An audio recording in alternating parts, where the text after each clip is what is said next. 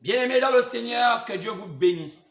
Alors, je pense que, comme j'ai souvent dit, vous vous sentez bien. Alors, vous savez que durant un bon bout de temps, par la volonté du Seigneur, nous avons compris que le monde vit un temps de crise. Alors, ça ne doit pas nous surprendre, car je sais que peut-être que parmi vous, beaucoup sont surpris de cela. Alors que Jésus avait maintes fois prévenu à l'homme que le monde vivait un temps difficile. On peut voir ça dans le livre de Matthieu, chapitre 24, où Jésus dit que le monde suivra un temps difficile. Il y aura des troubles, il y aura des guerres, il y aura des famines. Alors, il y aura toutes sortes de choses. C'est pourquoi ne soyez pas surpris, car ceux qui croient en Jésus-Christ savent que ces choses vont avoir lieu et ces choses ont été déjà prévues d'avance. Alors, c'est pourquoi j'aime bien vous dire, chaque fois que je commence mes propos, avant de commencer toute prédication, que Dieu vous bénisse et je pense que vous portez bien. Pour ceux qui ne se portent pas bien, nous prions pour vous. Et je pense que je ne suis pas obligé d'être ici et prier pour montrer que je prie pour vous. Car la Bible nous dit, lorsque vous priez, entrez dans le secret, fermez la porte et priez. C'est pourquoi je pense à ceux-là qui sont dans les prisons et ceux-là qui sont dans les lits des hôpitaux, ceux-là qui sont malades, peut-être même dans leur maison, partout où ils se trouvent, quel que soit le genre d'affliction que vous avez, je prie pour vous et je demande au Très-Haut, au Seigneur Jésus-Christ, de pouvoir vous aider et vous guérir. Car il a dit qu'il guérira le pays et il est le Dieu qui guérit toutes les maladies.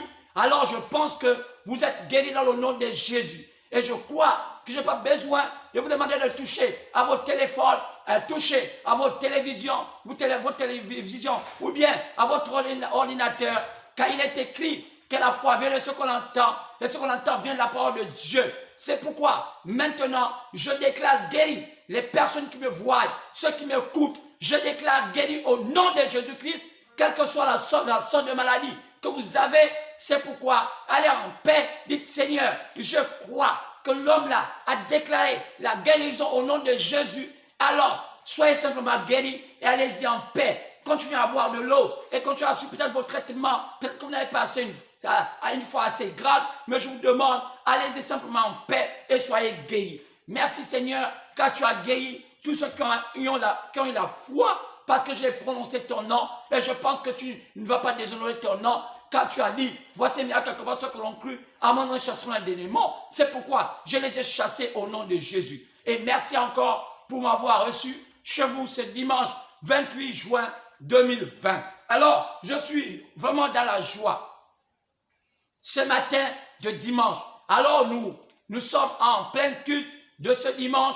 J'ai souvent dit qu'on n'a pas le temps de chanter, on n'a pas le temps de tout cela parce que la vidéo est courte et il y a beaucoup de choses à dire. Alors vous, quand vous commencez cela, quand vous l'écoutez, commencez à chanter, commencez à faire tout cela, faites un culte dans le sens que vous chantez, vous priez, après vous ouvrez votre vidéo, alors après vous écoutez la prédication et après la prédication, chantez et priez et puis arrêtez. Alors cela, vous allez terminer le culte de dimanche. Faites souvent cela parce que nous sommes souvent là dans vos téléphones, dans vos ordinateurs les mercredis dès 21h.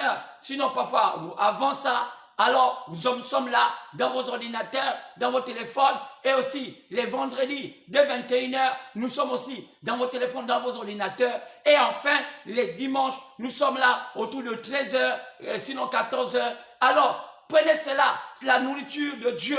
Alors Dieu, la parole de Dieu nous dit par Jésus-Christ que l'homme ne veut pas seulement de pain, mais de toute parole qui sort de la bouche de Dieu. Alors c'est nécessaire que vous ne passez pas votre temps seulement à manger de la nourriture naturelle, c'est qui est normal de manger la nourriture naturelle, mais aussi de manger la parole de Dieu, car cela fortifie votre âme, cela fortifie votre esprit. Car n'oubliez pas que l'homme n'est pas seulement fait de chair, l'homme aussi est fait d'esprit, l'homme aussi est fait d'âme. Alors, la nourriture de l'âme, la nourriture de l'esprit, c'est la parole. Alors, au lieu d'écouter, tout sont des balivernes, tout sont des choses qu'on écoute dans ce monde. Alors, parfois, il faut vous confiner et entrer dans les choses les plus essentielles. Les choses les plus essentielles, c'est de comprendre que Dieu n'a pas changé. Il est le même hier, aujourd'hui, éternellement. Alors, il y a tellement de choses que j'ai déjà apportées ici dans mes vidéos passées. Alors, peut-être que parfois, on ne peut pas comprendre tout ce que je suis en train de dire aujourd'hui,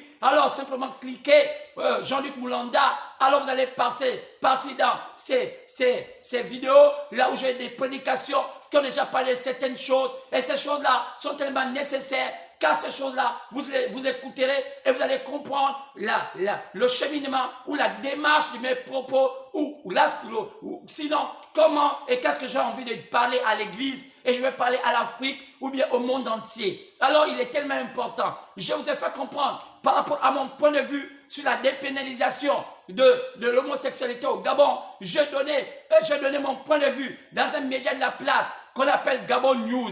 Et je pense que Gabon News aura la primeur d'apporter ma position par rapport à cela. Et j'ai seulement dit que ma position est une position, je crois, lorsque j'écoute beaucoup de pasteurs, lorsque j'écoute beaucoup des hommes politiques, je me suis rendu compte que ma position va à l'encontre de tout ce que les gens ont raconté. Alors cela ne me surprend pas, car vous savez que le grand nombre a toujours l'habitude d'aller dans le mauvais côté, car ils n'ont pas parfois le temps de réfléchir et de savoir si ce qu'ils disent est la vérité. Et vous savez que la voix de Dieu a été tue du côté du petit nombre, et la voix de l'ennemi a été tue du grand nombre dans les choses spirituelles. Alors, lorsqu'on parle d'une chose comme la dépénalisation de l'homosexualité, alors on peut se mêler dans les origines. Alors, en tant que spirituel, j'ai pris une position. Et en tant qu'humain, j'ai aussi pris une position.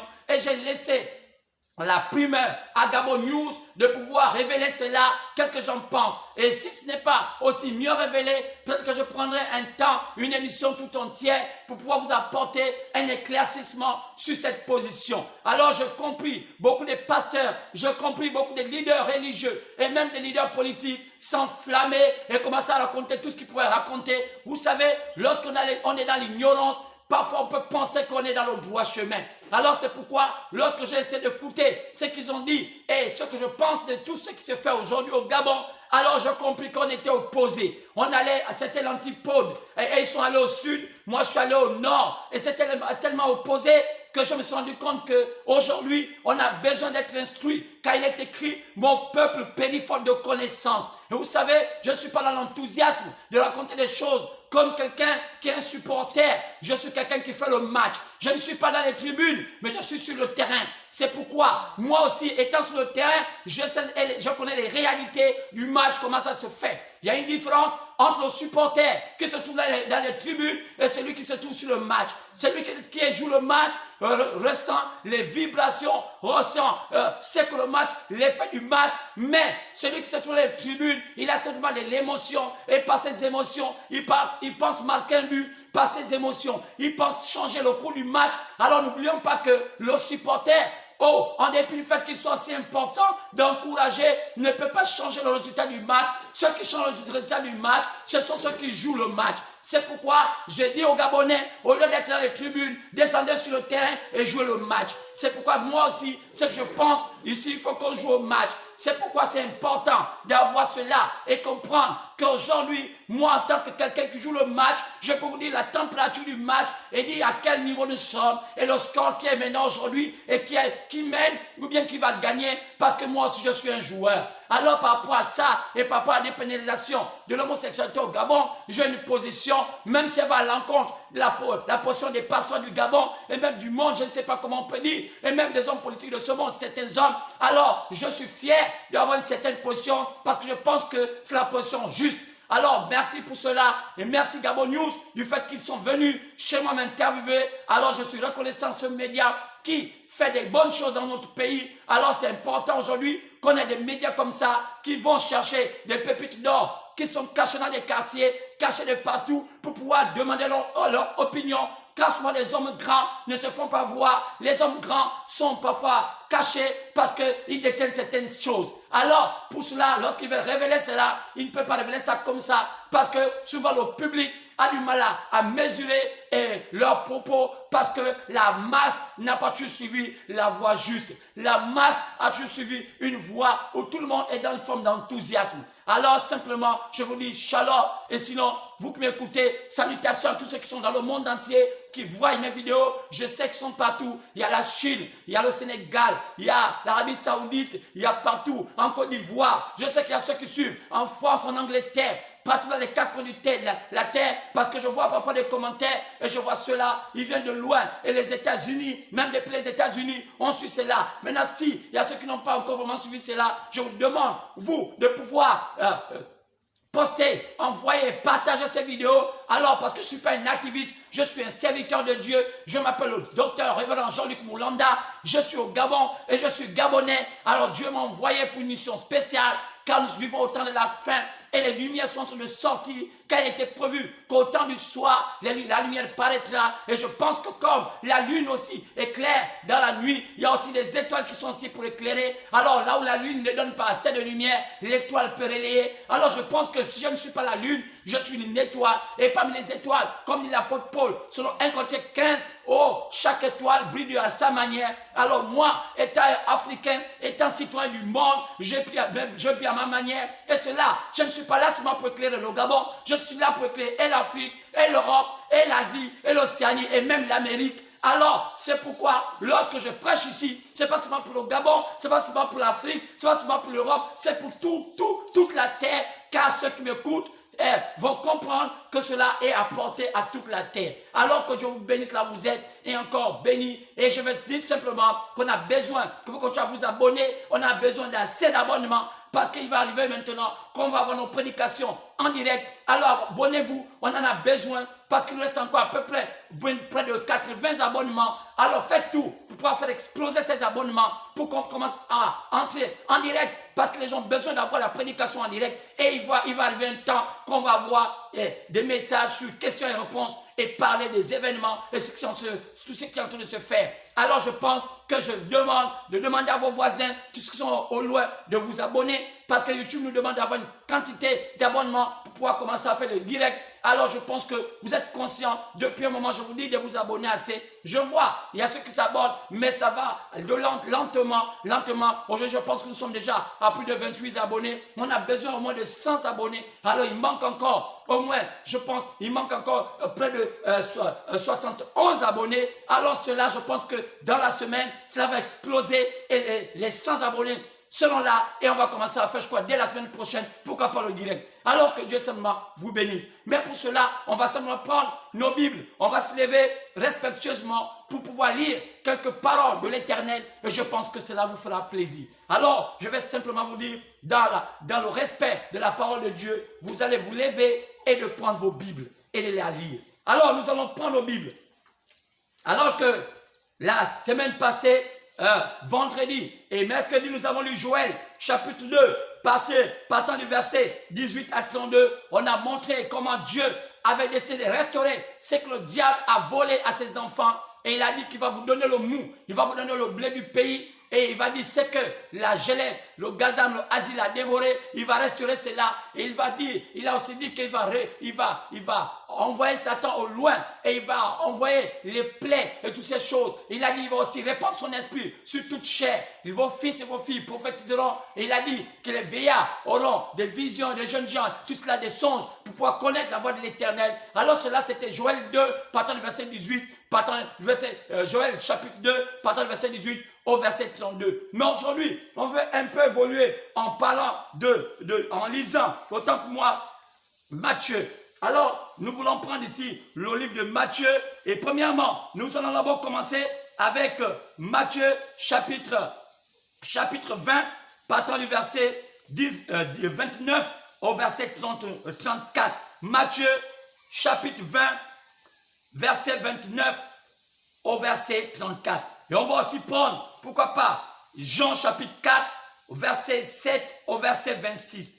Et enfin, nous allons aussi prendre un autre chapitre dans Matthieu chapitre 15, partant du verset 1 au verset 28. Et je crois que cela, on pourra peut-être continuer. Alors, mais on va d'abord prendre Matthieu chapitre 20, partant du verset 29 à 34. Matthieu 20.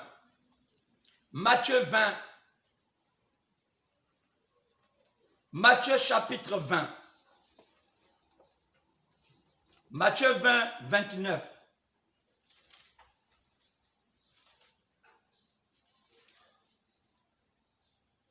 Lisons la parole du Seigneur. Matthieu 20, versets 29 à 34. Lisons. Lorsqu'ils sortirent de Jéricho, une grande foule suivit Jésus.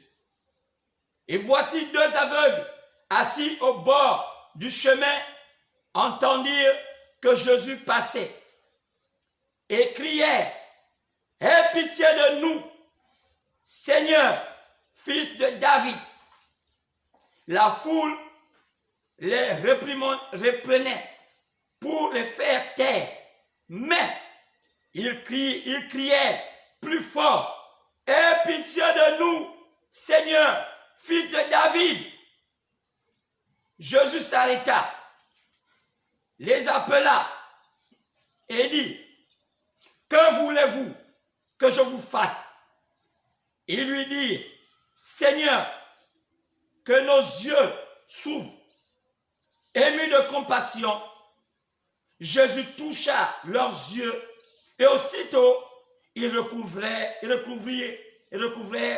la vue et le suivirent. Que le Seigneur bénisse la lecture de sa parole. Au nom du Seigneur Jésus que j'ai ainsi prié. Amen. Amen. Alors, on peut s'asseoir. On peut encore prendre Jean chapitre 4. Jean chapitre 4. Partant du verset 7 au verset 28, au verset 26. Jean 4. Partant du verset 7 au verset 26. Une femme de Samarie vint puiser de l'eau. Jésus lui dit: « Donne-moi à boire, car ses disciples étaient allés à la ville pour acheter des vivres. » La femme samaritaine lui dit: « Comment toi, qui es juif, me demandes-tu à boire, à moi, qui suis une femme samaritaine? » Les Juifs, en effet, n'ont pas de relation avec les Samaritains. Jésus lui répondit: « Si tu connaissais le don de Dieu, et qui est celui qui te dit: donne-moi à boire, tu lui aurais toi-même demandé à boire, et il t'aurait donné de l'eau vive. » « Seigneur, lui dit la femme, tu n'as rien pour puiser, et le puits est profond. D'où aurais-tu donc cette eau vive? Es-tu plus grand que notre père Jacob, qui nous a donné ce puits et qui en a bu de lui-même, ainsi que ses fils et ses troupeaux? » Jésus lui répondit: « Quiconque boit de cette eau aura encore soif. Mais celui qui boira de l'eau que je lui donnerai n'aura jamais soif. Et l'eau que je lui donnerai deviendra en lui une source d'eau qui jaillit jusqu'à dans la vie éternelle. » La femme lui dit: « Seigneur, donne-moi cette eau, afin que je n'ai plus soif et que je ne vienne plus puiser ici. » « Va, lui dit Jésus, appelle ton mari et viens ici. » La femme répondit: « Je n'ai point de mari. » Jésus lui dit: « Tu as eu raison de dire: je n'ai point de mari, car tu as eu 5 maris, et celui que tu as maintenant n'est pas ton mari. En cela, tu as dit vrai. » « Seigneur, lui dit la femme, je vois que tu es prophète. Nos pères ont adoré sur cette montagne, et vous dites que le lieu où il faut adorer est à Jérusalem. » « Femme, lui dit Jésus, crois-moi, l'heure vient où ce ne serait ni sur cette montagne, ni à Jérusalem que vous adorez le Père. Vous adorez ce que vous ne connaissez pas. Nous adorons ce que nous connaissons, car le salut vient des Juifs. Mais l'heure vient, et qu'elle est déjà venue, où les vrais adorateurs adoreront le Père en esprit et en vérité, car ce sont là les adorateurs que le Père demande. Dieu est esprit, et il faut que ceux qui l'adorent en esprit et en vérité. La femme lui dit, je sais que tu es le Messie. Je sais que le Messie doit venir, celui qu'on appelle Christ. Quand il sera venu, il nous annoncera toutes choses. Quand il nous annoncera toutes choses, Jésus lui dit, je le suis, moi qui te parle. Alors on va encore prendre notre chapitre. Matthieu 15, partant du verset 1 au verset 28. Matthieu 15, verset 1 au verset 28.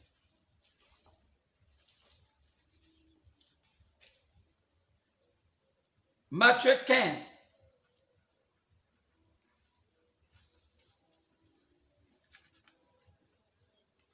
Matthieu chapitre 15, partant du verset 1 au verset 18.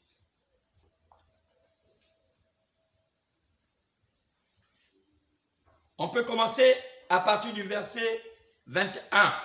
Donc Matthieu 15, partant du verset 21 au verset 28.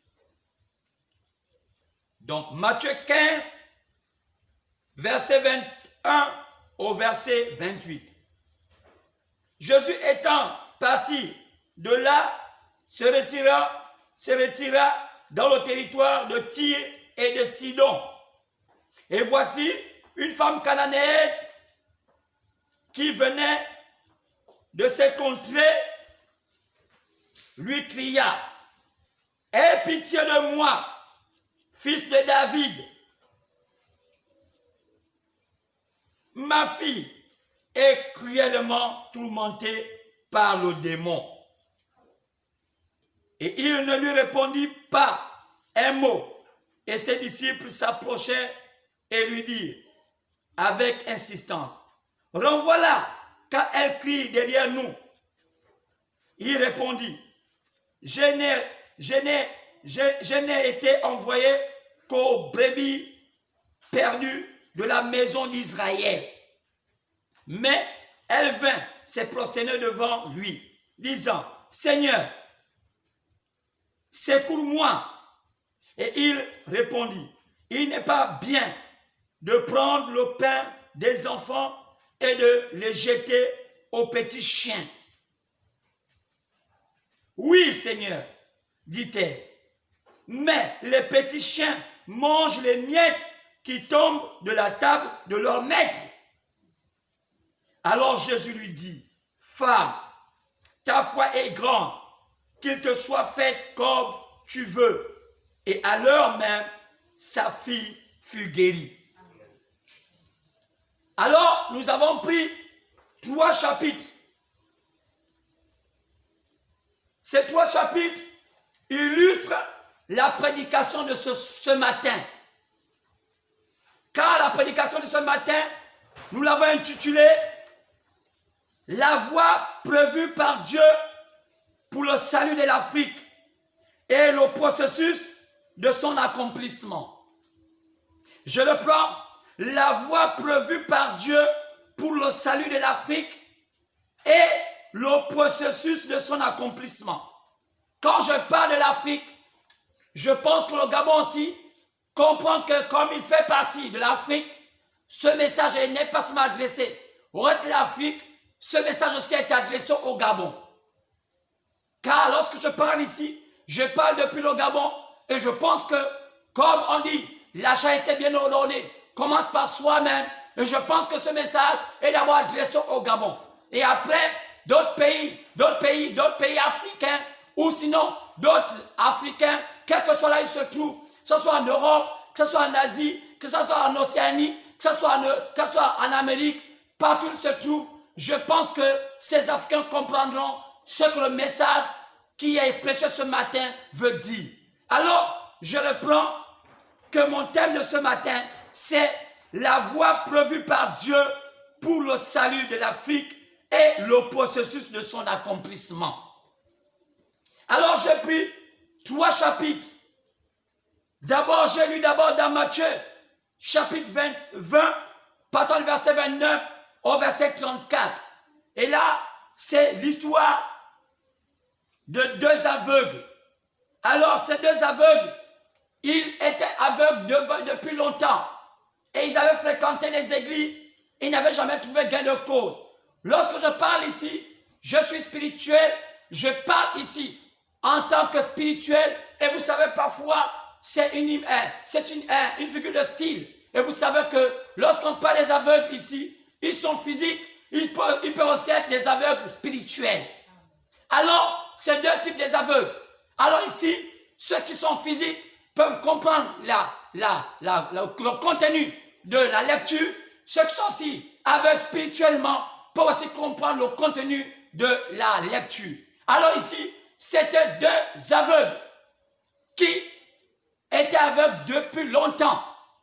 Et un jour, malgré le fait qu'ils fréquentaient les églises, malgré le fait qu'ils fréquentaient les grands pasteurs, ils n'avaient jamais trouvé la solution à leurs problèmes. Et un jour, ils ont entendu qu'un homme passait, c'était Jésus. Un prédicateur ambulant qui n'avait pas d'église, qui n'était pas reconnu par le gouvernement, et tout le monde ne savait même pas qui il était. Mais simplement, la chose qui attirait les gens vers lui, c'est que ce qu'il apportait était la parole de Dieu. Et ce qu'il disait avait vraiment quelque chose était tellement bien. Et cela s'est passé de telle sorte que les gens pouvaient se sentir bien et ce qu'il disait n'avait rien à voir avec ce que disaient les églises. Et je pense que lorsqu'ici je prêche, alors les gens peuvent comprendre que je ne suis pas ici à apporter la parole comme apportent les églises, mais je suis ici à apporter la parole comme le veut le Seigneur.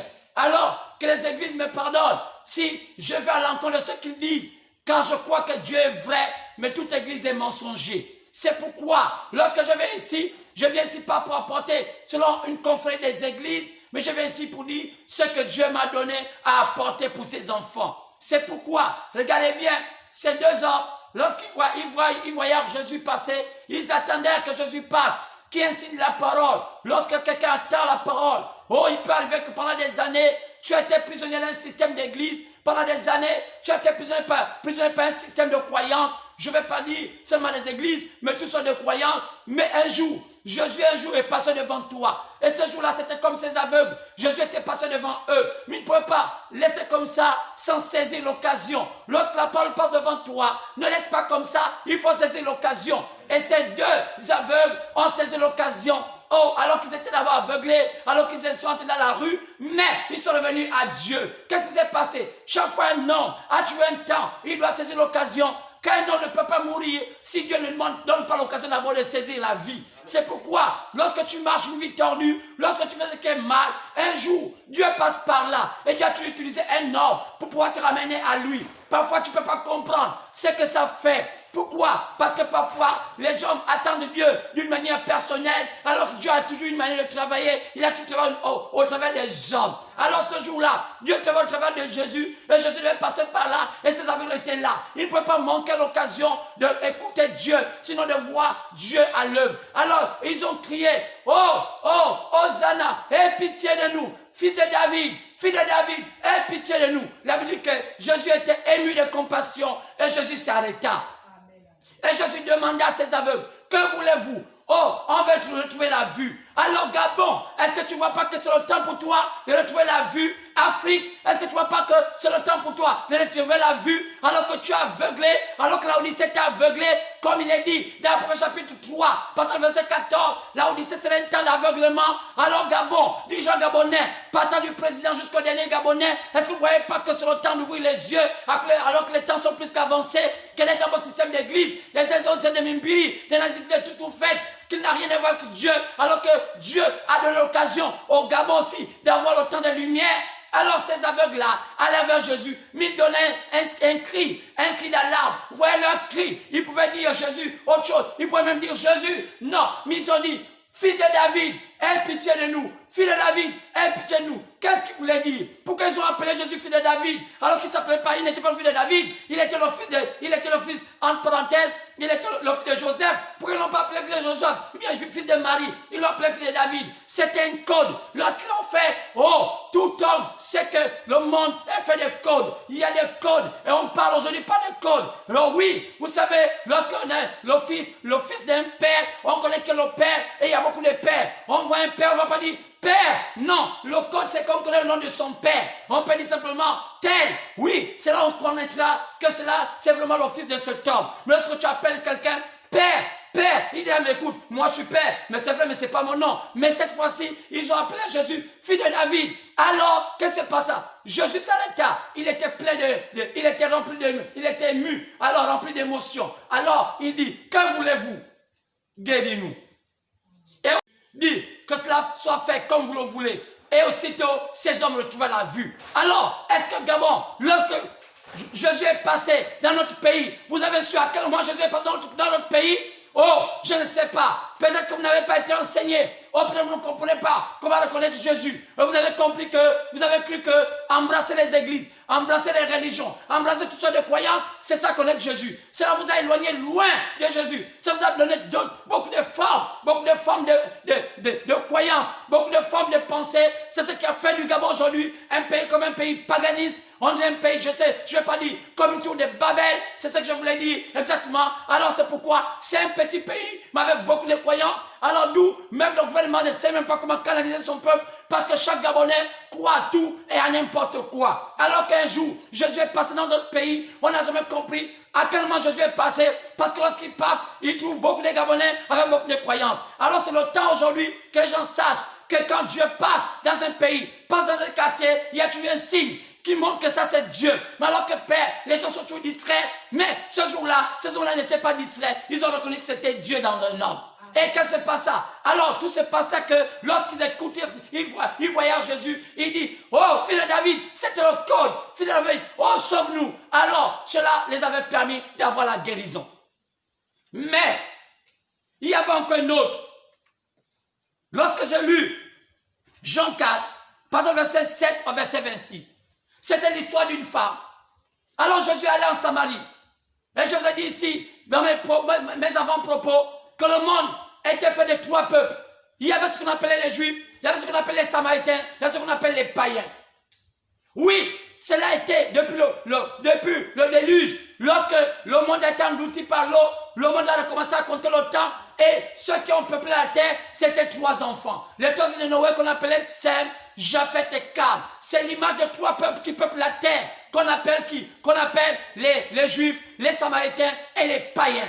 Alors, il faut commencer à comprendre dans quel rang se trouve le Gabon. Dans quel rang se trouve le Gabon, alors vous allez comprendre quelle est la voie du salut prévue par Dieu pour pouvoir sauver le Gabon. Alors, ne partez pas dans tous les sens. Quand vous partez dans tous les sens, vous ne savez pas la position. C'est pourquoi quand Jésus est parti vers les Samaritains, qui est l'image du deuxième peuple qu'on appelle Japheth, regardez bien, il y avait un conflit de religion. Cette femme qui était samaritaine, et pourtant elle croyait à Jacob, mais elle ne croyait pas à Jésus. Et pourtant Jacob savait que Jésus allait venir, mais elle ne croyait pas à Jésus. Qu'est-ce qui va amener cette femme à être comme ça? Elle est dans une position des Samaritaines, parce que les Samaritains, c'est une qualité de peuple.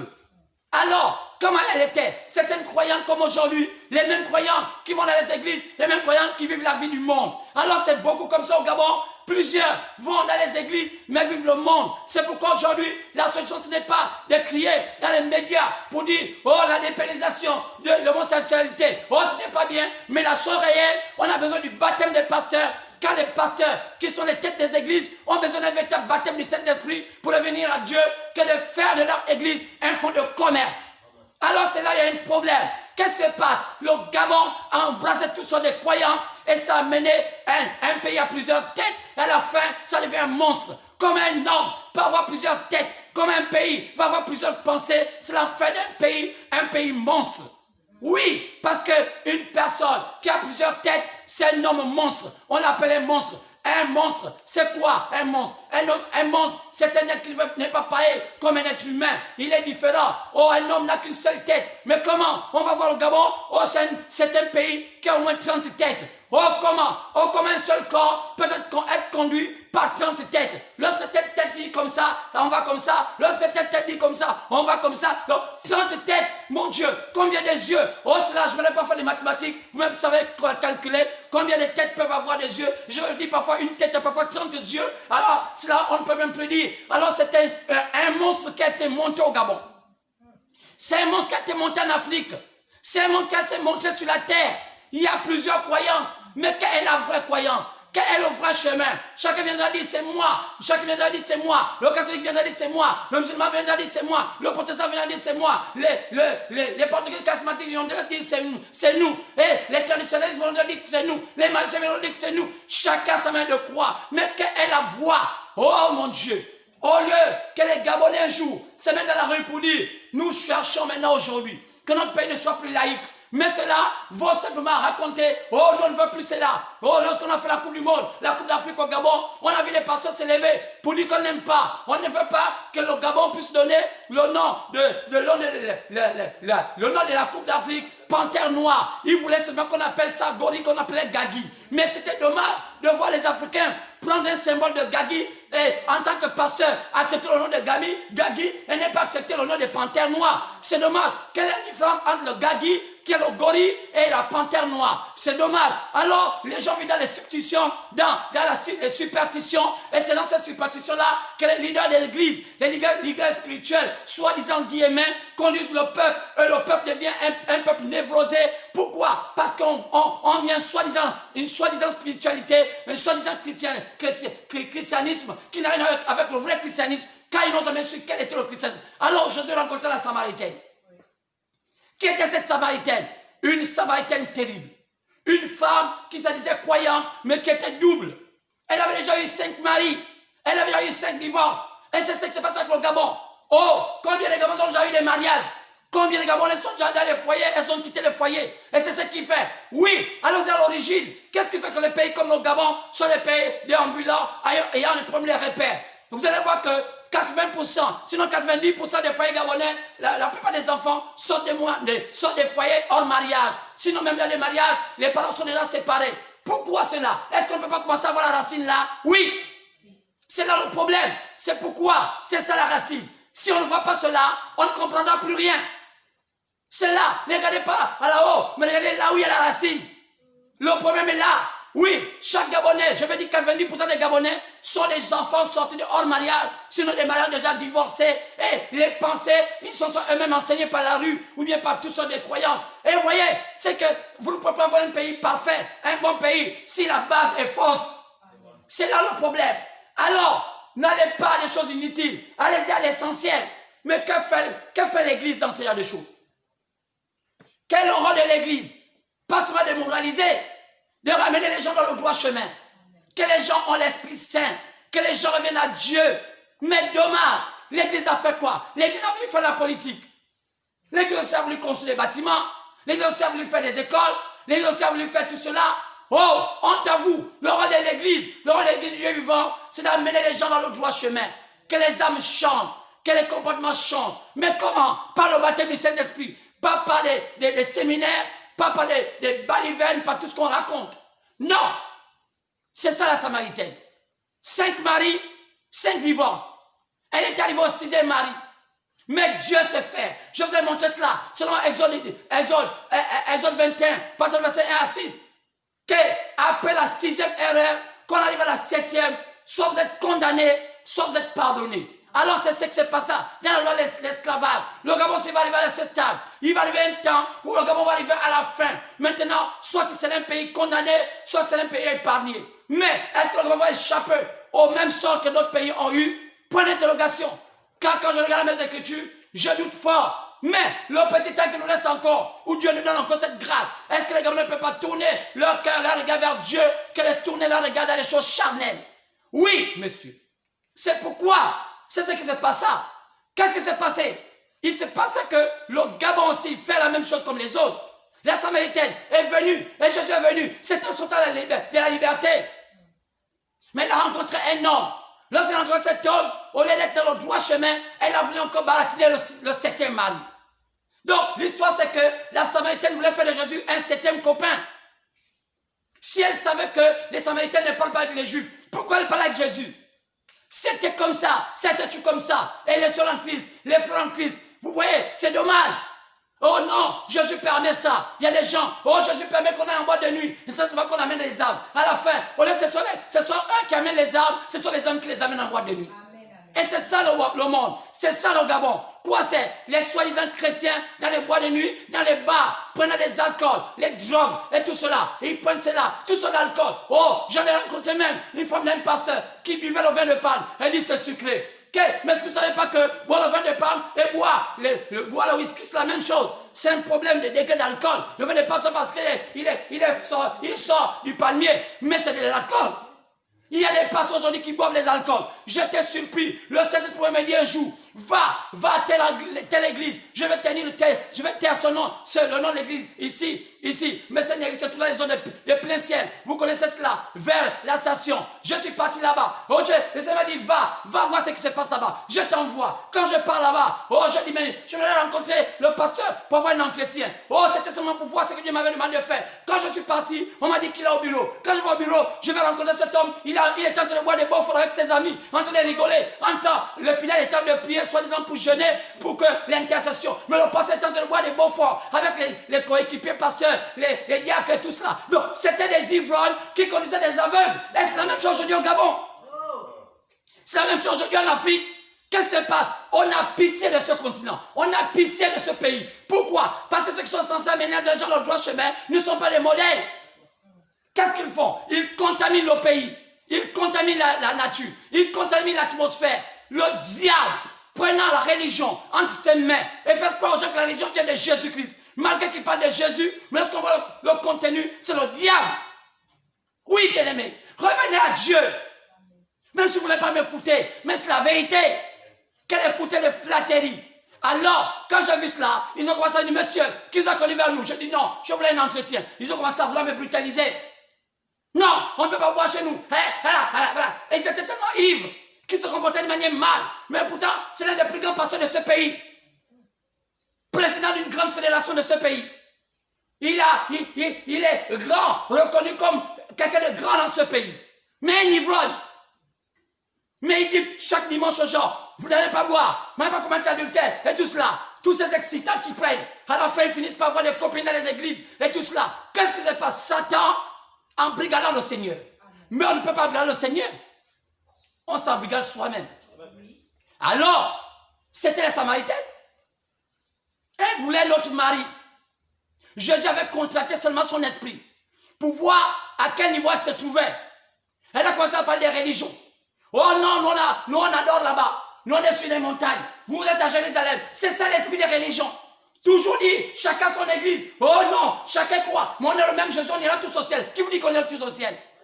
Lisez Matthieu 7, au verset 21. Ils vous disent, Seigneur, Seigneur, Seigneur. Ils diront, Seigneur, Seigneur, Seigneur. Ils n'entreront pas. Ils chasseront les démons. Ils prophétiseront. Mais ils n'entreront pas. Quoi? Ils n'entreront pas. C'était prévu comme ça. Pas parce qu'on prophétise, pas parce qu'on chasse les démons, pas parce qu'on a un beau bâtiment climatisé, les belles chaises, les diacres, et tout le cérémonial est tellement bien fait. Le problème, c'est Jean 6. Faites-vous la volonté de l'Éternel. Quoi? Que faire pour avoir la vie éternelle? Faites la volonté de l'Éternel. Est-ce que ces églises font la volonté de l'Éternel? C'est dommage. C'est là le bas blesse. Qu'elle allait crier, oh non, insulter, oh non, le Premier ministre c'est ceci, oh le président c'est ceci. Mais vous-même Gabonais, est-ce que vous êtes dans le droit chemin? Si vous êtes dans le droit chemin, les dirigeants devaient vous suivre. Mais comme ils savent que vous êtes des tordus, ils vous suivent aussi comme étant tordus. Oh, que Dieu vous pardonne. Alors, la Samaritaine voulait baratiner Jésus. Jésus voyait l'esprit, Jésus avait compris que c'était une femme qui était perverse. Jésus abordait le sujet par rapport. C'était tu à ce puits-là qui gagnait les hommes. Elle venait à ce puits-là, comme beaucoup de Gabonaises. C'est dans les endroits, dans les épiceries. C'est dans les magasins qui cherchent les hommes. Plusieurs Gabonaises et les Gabonais vont dans les bars, vont dans les bars, ou bien dans les épiceries, ou bien dans les grands magasins pour faire semblant de faire les marchés. Mais c'est pour chercher les maris, pour chercher les femmes. Et c'est cela le Gabon. Honte à vous. C'est cela, vous êtes légers. Vous avez compris que ce pays, oh, c'est facile. Il y a trop de facilité, il y a trop de légèreté. S'il fallait voter les lois, c'est pas seulement contre les enfants sexuels. On a beaucoup de lois qu'on allait voter dans ce pays. Je pense que tout le monde devait être condamné. Oui, c'est dommage de vouloir stigmatiser parce qu'on voit. Non, il y a plusieurs choses qu'on fait dans ce pays. Alors, qu'est-ce que c'est pas ça? Jésus parle à cette femme. Elle commence à dire, elle parle des religions. Alors qu'elle est en baratinait Jésus, lorsque Jésus ne pouvait plus l'aborder dans ce sens de séduction, elle rentre dans la religion, elle dit, on n'a pas parlé avec vous. Et Jésus commence à dire, va me chercher ton mari. Et là, elle commence à comprendre que là, c'est grave. L'homme que je sais à la maison, si je dis qu'il est là, il ne va pas m'aimer le gars là. Donc, je dis la vérité, que je n'ai pas de mari. Alors que dans la maison, elle avait laissé quelqu'un. Elle dit quand même qu'elle n'a pas de mari. Mais elle a quand même dit vrai. Mais elle voulait baratiner Jésus. Jésus dit oui, tu en as eu 5. Et je vais te dire, c'est pas moi ta prochaine victime parce qu'il y a un qui est à la maison. Oui, c'est ça. Elle était super devant mon Dieu, mais j'avais caché cet homme. Mais je voulais faire de lui ma victime, mon 7e gars. Mais au 7e temps, c'est au temps de la libération. C'est au 7e temps qu'on se libère. Jésus dit que les cycles font des 7, 7, 7, 7, 7. Oui, bien aimé. Tous les 7, 7, 7, comme aujourd'hui sont le 28. 7 fois 3, 28. 7 fois 3, plutôt 21. Plus un autre 7, ça fait quoi? 28. Donc nous sommes au 4e 7. Autant de la liberté, autant de la libération. C'est pourquoi le message d'aujourd'hui, c'est le message de la libération. Le 28, c'est le chiffre de la vie. Amen. Donc, c'est le 4e 7. Et Israël est en esclavage. Mais après 400 ans, il devait être libéré. Pourquoi il a tué le chiffre 4? Le chiffre de la libération. Oui, bien aimé, nous sommes au temps de la libération. Libérer chaque pays. Libérer les esprits. Alors, cette femme avait choisi son plan. Et lorsque Jésus aborda l'histoire du mari, c'est là son problème. Le problème, c'est quoi le problème des pays? Ne savez-vous pas que les femmes sont les colonnes vertébrales d'un pays? Lorsque les femmes ont pris un mauvais chemin, le pays est obligé de sombrer. Si vous voulez savoir la qualité d'un pays, si vous voulez savoir la grandeur d'un pays, allez-y voir leurs femmes. Vous allez comprendre. Qu'est-ce qui a mis la Côte d'Ivoire aujourd'hui à devenir un pays comme il est? Demandez les Ivoiriens avec ma où est partie la danse Mapuka cellulaire. Là où ils partaient chez les Blancs, ils vendaient leurs postérieurs, dansaient nus, montaient les postérieurs, ils injectaient, ils mettaient des pilules derrière, gonflaient le derrière, et ils dansaient devant les Blancs nus. Et ils appelaient ça la danse africaine. Aujourd'hui, vous voyez le genre de Christianisme que la Côte d'Ivoire en a. Ils ont mis en prison quand même quelqu'un qui les a moralisés, Kakou Philippe. Même si Kakou ne dit pas toute la vérité, mais quand même il les a moralisés. Honte à vous, vous mettez Kakou Philippe en prison, pourquoi? Il vous dit la vérité, même si tout ce qu'il dit n'est pas vrai, mais prenez l'essentiel, ça va quand même vous aider. Oui, bien aimé, Dieu a fait des choses, même quand un pays ne croit pas à ça. C'est la vérité. Je ne dis pas que Kakou Philippe est un vrai prophète, mais il a dit quelque chose de vrai. Même l'âne avait parlé à Balaam, ça ne veut pas dire que l'âne était prophète, mais l'âne a quand même amené Balaam dans le droit chemin. Amen. Oui, bien aimé. C'est que Balaam, c'est quelqu'un quoi faire avec les Gabonais. Avec tout ça les choses qu'on voit aujourd'hui au Gabon. Les pasteurs qui pilulent la culture du Congo démocratique, ils viennent au Gabon, ils s'installent, ils prennent les nationalités gabonaises, ils disent que non, je les envoie libérer au Gabon. Libérer quel Gabon? Eux-mêmes, ils ne sont même pas encore libérés. Ils n'ont même pas libéré leur propre pays d'origine. C'est le Gabon qu'ils vont libérer. Et ils mettent ça au nom de William Branham. William Branham n'a pas dit ça. On peut vous démontrer dans les Écritures. Il a dit ne pas faire cela. Je défie tout branhamisme, tout ce que dit le branhamisme. Je suis prêt à répondre même à leur, je ne sais pas, comment ils appellent ça. Et qu'ils prennent les médias, on met là. Et je vais vous démontrer que Branham n'a pas dit de faire ce qu'ils sont de faire aujourd'hui. C'est la démagogie. Ce n'est pas la spiritualité. Il y a une différence entre l'intellectualisme et la spiritualité. Pas parce qu'on lit autant les bouchées de Branham, pas parce qu'on arrive à prendre quelques citations de Branham, pas parce qu'on prend autant, on peut faire cela quand on est intelligent, parce qu'aujourd'hui on a l'outil informatique. On peut prendre toutes les citations de Branham, les 1117 citations de Branham, on met ça et puis coordonner ça. Je fais une concordance et venir épater le peuple. Mais ce n'est pas ça la spiritualité. Sortez de ça. Sortez d'être épatés. C'est ça la séduction. La séduction des gens du temps. Pourquoi? Parce que le Gabonais est ignorant. On mélange un peu le christianisme avec la politique. On appelle ça chrétien. Non, ce n'est pas chrétien ça. C'est de la politique. Alors, cette Samaritaine, elle a commencé à faire cela. Jésus l'a mis stop. Et quand elle a dit ça à Jésus, Jésus dit, tu avais eu 5. Là, maintenant, tu as un autre 6e. C'est pas pour le 7e. Il dit, alors, elle a compris que non. Le chemin de bâtiment va s'arrêter. Le chemin de séduction avait plus fin. Un jour, ce pays doit avoir un temps où ces choses-là doivent prendre fin. Est-ce qu'un jour, le gars ne peut pas vivre un temps là-bas de bonheur et s'arrêter de la fourberie, de ce qu'on a toujours fait depuis la nuit des temps? Écartez tous les fourbes. Écartez tous les fourbes, que ce soit des hommes, femmes. Pourquoi? Parce que les fourbes aiment leurs intérêts. Les hommes qui ne sont pas spirituels aiment leurs intérêts. Mais les spirituels aiment l'intérêt du grand nombre. Ce sont des hommes éclairés. C'est pourquoi je remercie l'Éternel pour lui. C'était le temps que le président gabonais soit vraiment initié. Un initié, c'est un homme spirituel. Pas par les choses de ce monde. Aujourd'hui, je suis content qu'il ait peut-être maintenant ce que je veux. Il est maintenant caché. Il est là. Il doit méditer sur le son du Gabon. C'est ça un président. Un président ne lance pas le rap, un président ne fait pas ça. Non, un président reste à un endroit où il se concentre parce qu'il a des choses à apporter au peuple. Ce n'est pas un petit homme. Quand je vous donne une fonction de président, vous n'êtes pas un petit homme. Vous n'êtes pas un blagueur. Vous ne papotez pas avec n'importe qui. C'est le type de la divinité. Amen. Quand on est président, on n'est pas loin du Seigneur de Dieu. Si on vous donne la position de président, quoi? Après Dieu vient cela qui dirige le pays. Mais vous êtes où? Et vous prenez n'importe qui comme conseiller.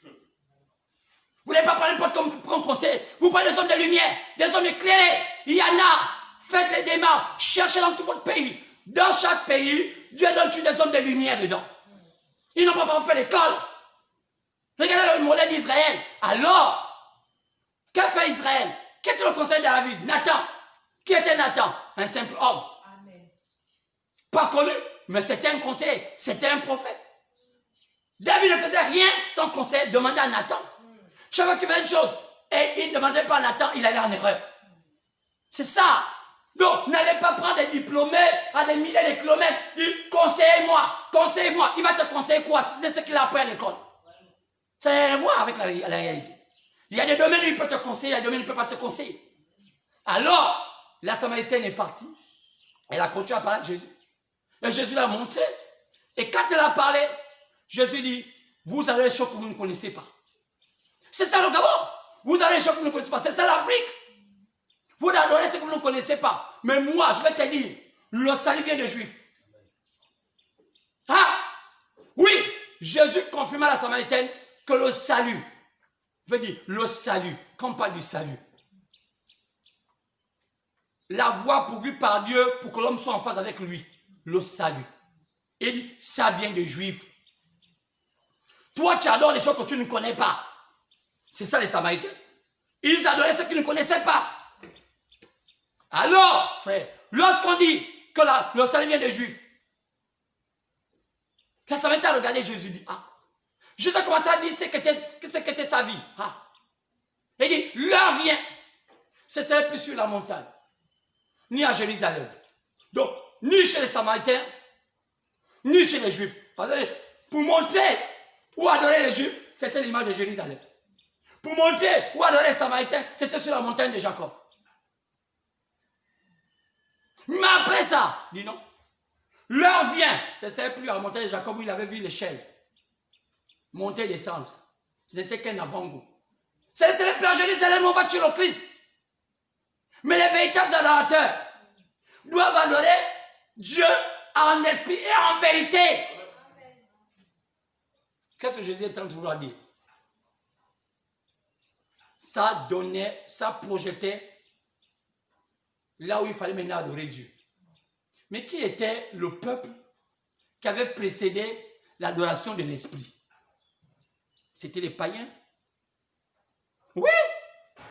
Même si les païens avaient emprunté une voie sale par numéro qu'on appelle aujourd'hui Osiris, qu'on appelle, que sa mère qu'on appelle Séméramis, qu'on appelle Isis. qu'on appelle Madone, qu'on appelle Fatima, qu'on appelle au Gabon d'Inzona, ou bien je ne sais pas. C'est le même personnage. C'est que vous n'êtes pas informé. Ce n'est pas de votre faute. L'ignorance tue. C'est ce que dit Osée 4. Alors, il fallait que Dieu maintenant aille vers le peuple qui avait déjà précédé sur l'adoration de l'esprit. Quel est le peuple qui avait précédé Dieu dans l'adoration de l'esprit? C'est le peuple païen. Je vous ai dit qu'il y avait 3 peuples. Les Sémites, les gens de Japheth et ceux de Cam. Ce qu'on va appeler plus tard les Juifs, les Samaritains et les païens. Mais comment adorer les païens? Dans le domaine de l'esprit. Tout pour eux, c'était l'esprit. Donc, Jésus devait maintenant venir vers les païens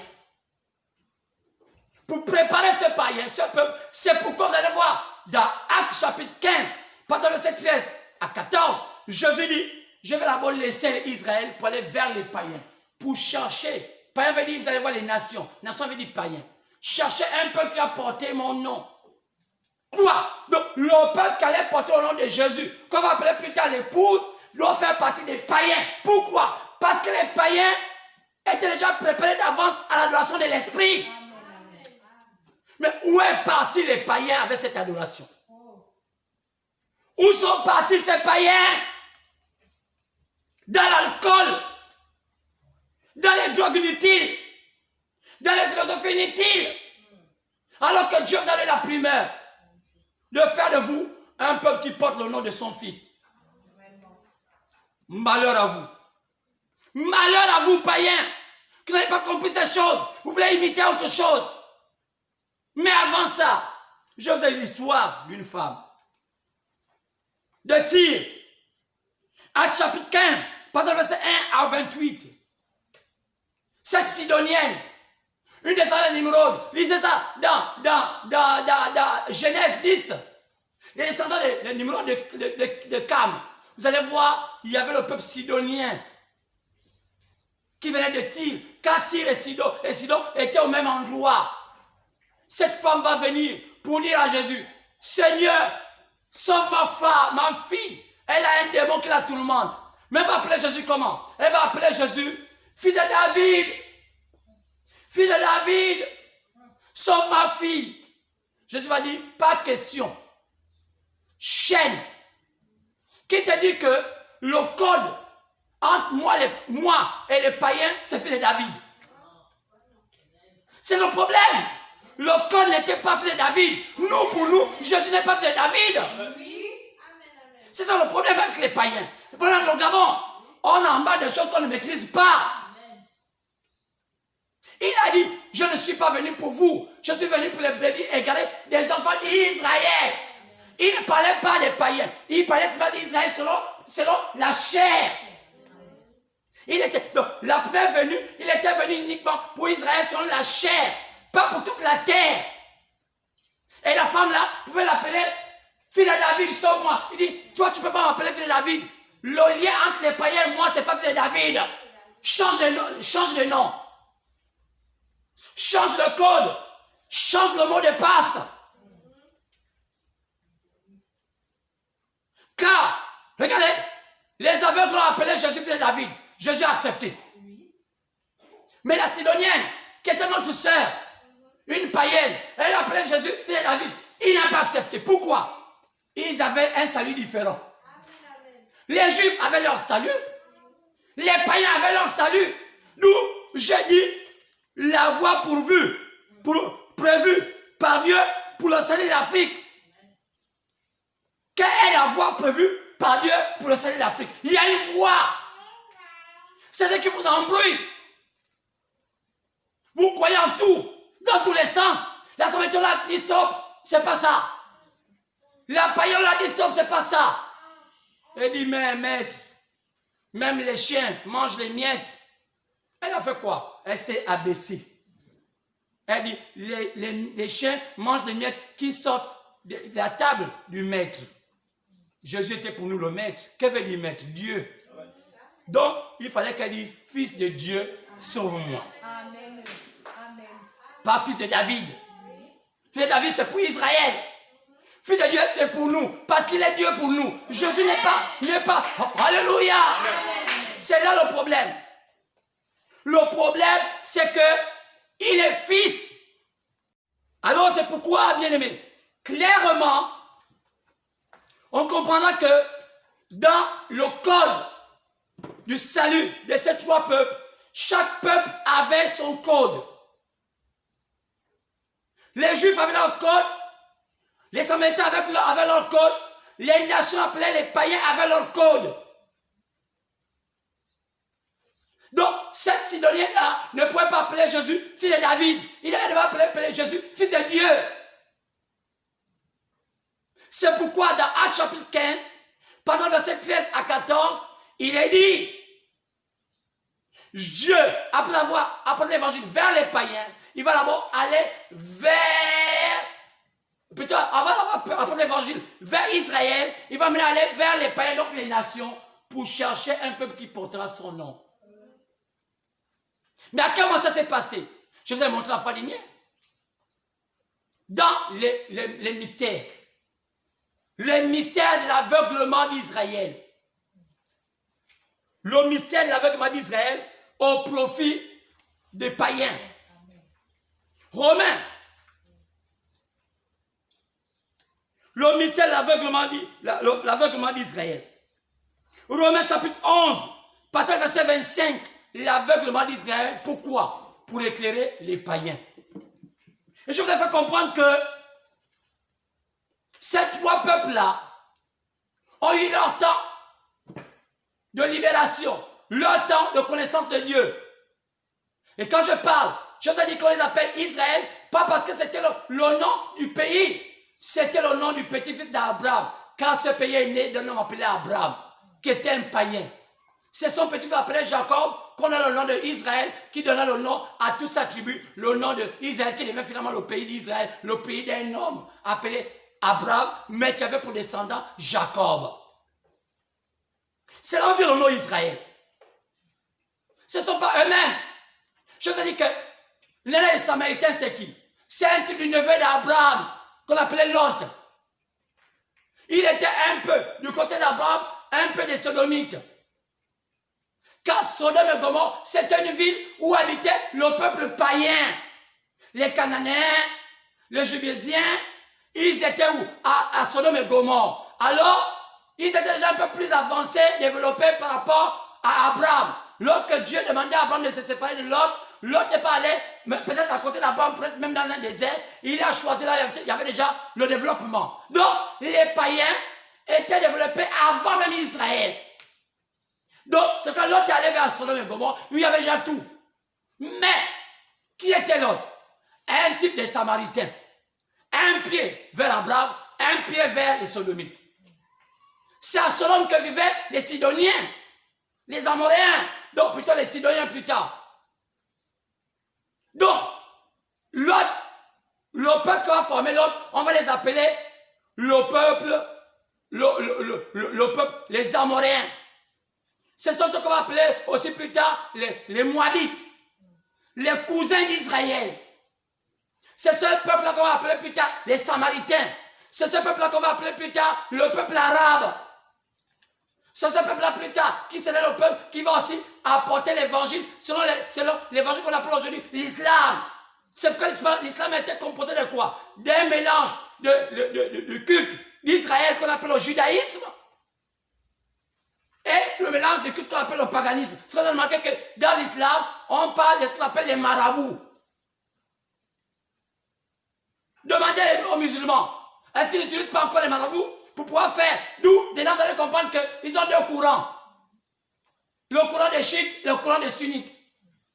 Il y a un courant qui est encore attaché au gris-gris. Et si je ne vais pas vous montrer ce que ça veut dire, il y a un courant dans l'islam qui sont encore, on appelle l'islam spirituel. Bien sûr, les gens le savent très bien. À la mort de Mohamed, soi-disant, il y a eu deux courants qui sont nés. Et cela, on ne peut pas, qui était apporté par un qu'on appelait monsieur, il y avait un qu'on appelait Ali, et l'autre qu'on appelait qui? C'était les compagnons d'Abraham, et l'autre c'était le neveu d'Abraham. C'était plutôt de Mohamed, autant pour moi. Donc, c'est une religion qui a été tuée un peu judaïsme, un peu païen. Quelles sont leurs motivations? Leurs motivations, ce sont ceux qu'on appelle les Samaritains aujourd'hui. Qui c'est? Les Arabes. Amen. Maintenant, les païens qu'on appelle les nations, c'est qui? Ceux qui sont les adorateurs, ceux qui font ce qu'on appelle aujourd'hui, comment on appelle l'occultisme. Les idolâtres.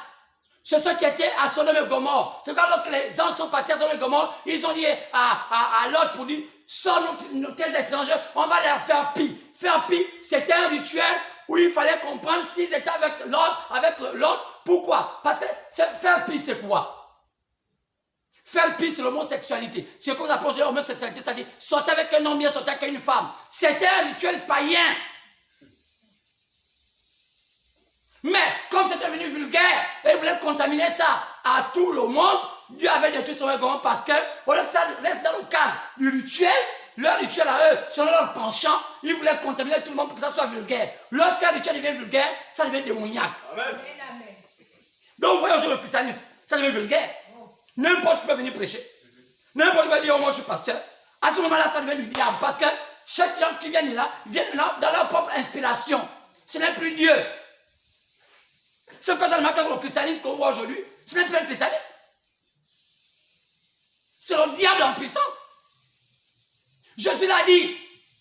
Il viendra à mon nom, Matthieu 24. Il se donne plusieurs personnes. Qui c'est? Satan avec le nom de Jésus. Pas parce qu'on parle de Jésus, quelqu'un vous a dit que c'est le nom de Dieu. On m'a dit, pose la question. Oh, il y a des personnes qui ont la puissance, qui font tomber les gens. J'ai dit que c'est faux. C'est faux. Il n'y a pas de personne qui a une puissance qui fait tomber quelqu'un. C'est faux. Il n'avait qu'à venir ici, on va faire un défi. À part s'il amène des techniques du diable, il va amener les terres, parce qu'il y a un produit qu'on appelle les terres. Les terres. Les terres, c'est une poudre. Ça peut asfixier quelqu'un quelques secondes. Quand il fait ça, beaucoup ont fait ça. Ils prennent ils payent ça. Au Niger, on fait ça. C'est le début. Quand ils ont fait ça aux États-Unis, la Russie, les Américains, quoi? Il fallait faire tomber les gens pour faire croire que Jésus-Christ est puissant. On utilise le produit. On met ce produit-là. Quand on te dit, au nom de Jésus, le produit-là, c'est un produit incolore. On ne voit pas vraiment. Donc, tu es là, je fais ça. La personne qui aspire ça, dès qu'elle avale aussi, toi, elle tombe parce qu'elle perd connaissance. C'est le diable. Les Nigériens ont fait ça. On a découvert. Maintenant, aujourd'hui, comme les gens ont peur parce qu'on avait découvert ça, maintenant, ils utilisent quoi? La séduction. Un pasteur est tellement beau, les sœurs sont tellement flattées. Donc, vous allez voir que l'évangile aujourd'hui, c'est l'évangile qui flatte les sœurs jusqu'à ce qu'elles deviennent amoureuses du pasteur. Et tellement, quand il dit la vérité, elle ne veut même pas écouter la vérité. Son esprit, ce n'est plus la parole. Son esprit, c'est la figure du pasteur. Oui, c'est Satan dans la puissance, la démonologie qu'on appelle la séduction. Et quand je parle, au lieu de voir Christ qui parle par la parole, tu vois souvent le fait que je parle, j'ai envie de faire un rapport sexuel avec cet homme. Donc, si je te dis une chose, même si ça ne vient pas de Dieu, tu ne le fais pas deux fois. Et je dis, tombe, tu veux tomber. Tomber pourquoi? Pas parce que tu tombes par rapport à l'Esprit de Dieu. Tu veux me faire plaisir. Inconsciemment. On appelle ça le lavage du cerveau. Les Blancs ont compris ça. Et quand vous avez remarqué, pourquoi chez les Blancs, il n'y a que les pasteurs tellement beaux comme Benny Hinn qui veulent tomber les gens. Quand ils ont les autres pasteurs, beaucoup ne font pas tomber. Surtout quand ils ne sont pas trop clairs que leur évangile est tellement mort. Mais quand ils sont tellement beaux, à les féminer, avec les franges, tout cela, vous allez s'en voir. Il fait, même avec un petit souffle, la femme tombe. Elle dit l'esprit de Dieu. Le diable. Quoi? La séduction. Ce n'est pas Jésus. Les démons qui parlent au temps de Jésus, c'était l'aliénation. Elle n'a pas parlé de non. Oh, Jésus qui es-tu? Non. Jésus m'a dit, vous êtes combien? Légion. Donc nous sommes nombreux. Ça vous avez peut-être dit 10 ou 30 Romains, on comptait les légions militaires par groupe. Là, on les appelle les légions. Légion, c'est une manière de compter en langue romaine. Une légion d'armée. Une légion. Donc, un bataillon. Ça ne veut pas dire que ça s'appelait Légion. Tous les Africains, oh, c'était Légion. Le démon là s'appelait Légion. Allez-y dans l'histoire, ce n'est pas Légion. C'est la séduction. Maintenant, après, aujourd'hui, on voit, surtout au Gabon, on a des spécialistes pour ça. Une causerie entre Satan et un homme. Vous voyez, depuis quand quelqu'un possédé va faire une causerie? C'est la séduction. Et c'est maintenant comme ça. Donc quand c'est pas comme ça, tu n'es pas un vrai pasteur. Et il faut forcément parler. On t'impose à parler. Tu ne parles pas, tu n'es pas une bonne leçon en Christ. Tu n'es pas libéré. Et là, il faut faire un dialogue. Et il faut là chercher à savoir dans quel domaine je vais faire mon dialogue. Si je suis gabonais, j'explique mes problèmes. Oh non! C'est moi qui mange la personne là. Dans quoi? Dans le vampire.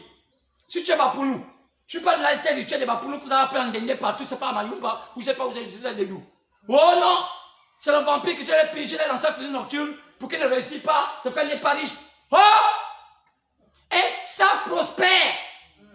Le Gabonais dans ça. Et les politiciens se moquent de vous pour dire, mon Dieu, peuple aveugle. Vous n'êtes pas affranchi. Qui es-tu? Oh, c'est ma mère. C'est ma mère telle qui est morte, qu'elle est venue. Qui est venue pour que je t'empêche de réussir. Oh! Oh, libère. Je vais te libérer comme ça, on va me t'appeler au gouvernement. Écoutez, c'était le cas. Tous nos fidèles devaient être ministres. On a seulement invoqué Jésus-Christ. Et on avait demandé que Jésus-Christ puisse envoûter le président Ali et qu'il puisse nommer dans chaque gouvernement tous les gouvernements, les chrétiens. Mais pourquoi on ne le fait pas? La plupart des sœurs qui vous dites qui sont sœurs ou frères qui sont en Christ, qui sont dans le gouvernement là, c'est des négociations. Ils vont à la nuit. Ils ne veulent pas dire la vérité. Ils ne veulent pas dire la vérité. On ne sait pas comment on nomme les gens au Gabon. La nuit. Tu as entendu? Tu as ceci. Il y a un poste. Tu peux faire ceci. On peut dire comment? Téléphone chinois. Ça marche beaucoup au Gabon. Quoi c'est? On a dit, on a raconté.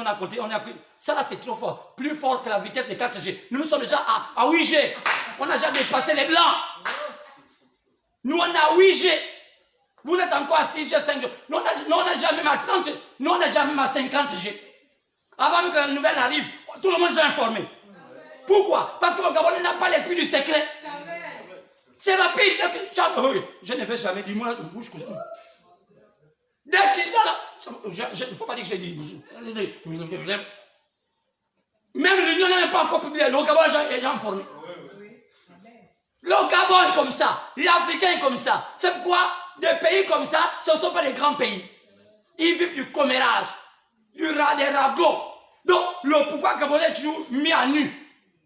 Qui fait ça? Satan. Satan. Malgré seulement, je le jure, je ne dirai jamais rien. Quand tu vois la figure là, ça c'est menteur. D'où pourquoi on casse les rituels dans les loges maçonniques.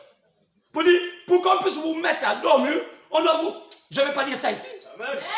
Parce que quoi? C'est un peuple hypocrite. Il faut les corser, le rituel. Sinon le peuple, ils sont prêts à tout dire. Ils n'ont rien. Nos pères, dans les traditions, quand ils initiaient, c'était pour amener l'homme à savoir qu'il y a un profane, il y a un connaisseur. Le profane ne connaissait pas. Mais c'est le connaisseur qui était dans le secret, qui connaissait les principes de la vie. Et c'est ceux-là qui gardaient le temple, qui gardaient la famille, qui gardaient le quartier, qui gardaient le village. Ils connaissaient les secrets de la vie. Mais aujourd'hui, sans même initier, tu connais les secrets. Comment quelqu'un va avoir le bac sans aller passer le bac? Comment quelqu'un va avoir le doctorat sans aller passer le doctorat? Un matin, je suis le jeu du doctorat. Comment? Oh, j'étais un matin là et puis je crois que... Tu n'as pas le circuit là. Je vais donner 30 millions là et puis mon doctorat. Tu as le doctorat, oui. Bon, maintenant viens expérimenter par rapport au doctorat de ce que tu connais. Oh non, là j'ai mal à la tête. Tu as mal à la tête comment? Viens expliquer, tu as le doctorat. Nous aujourd'hui, oh non, au Gabon il y a beaucoup de scientifiques. Quels scientifiques? Quels scientifiques? On n'en a pas assez. Les médecins, on vient de nous mettre la main forte.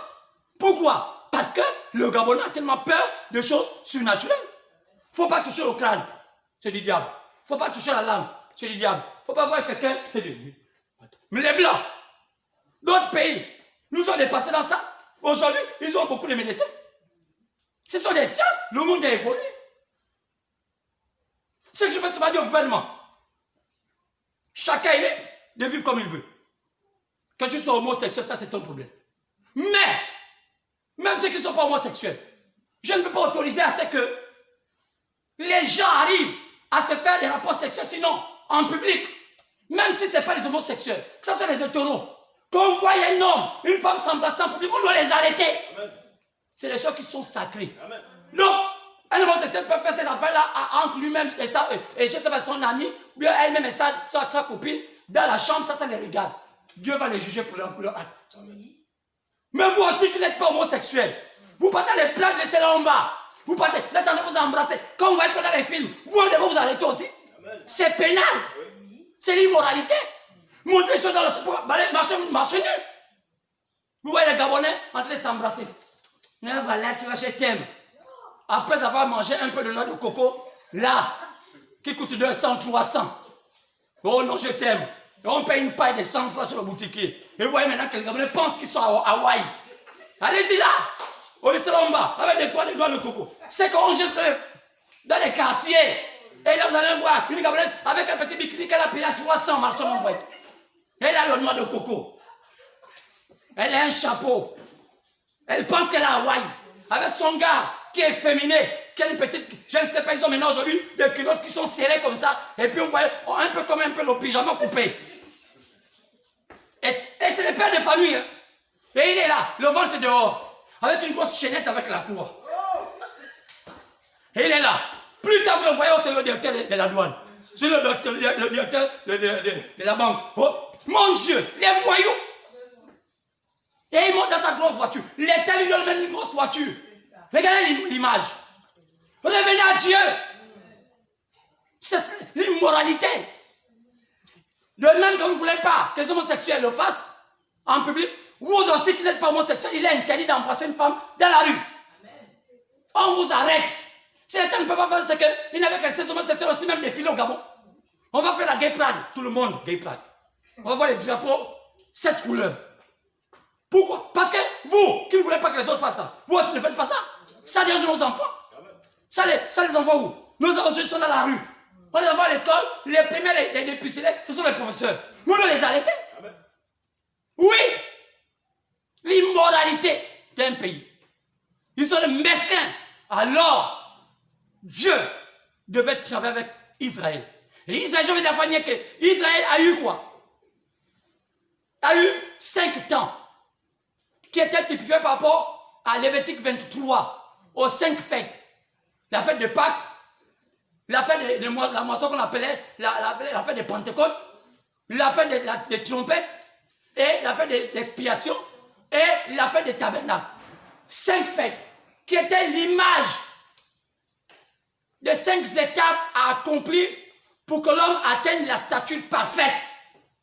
5 étapes. 5 comme la grâce. Jésus était 5. Chiffre 5, la grâce.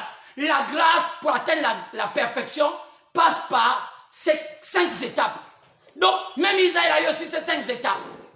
Ils ont eu ce qu'on appelle le temps de la fête de Pâques. Quoi c'est? C'était leur cheminement depuis l'Ancien Testament. Ils ont fait quoi? La préparation de la nation à l'image de Dieu. Après, ils ont eu le temps de Pentecôte. Le jubilé. Jésus est venu annoncer cela. C'était quoi? À la 7e année après la fête des pains sans levain. Après l'Ancien Testament, qu'on appelle la Pâque. Quand Jésus était même la Pâque.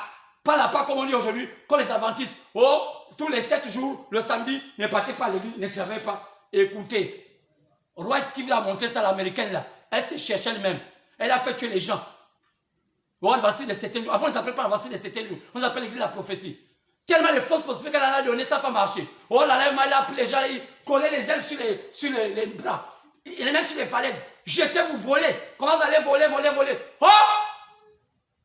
Quand une prophétie faillit, beaucoup de gens tournent. C'est ça le diable. Les faux prophètes.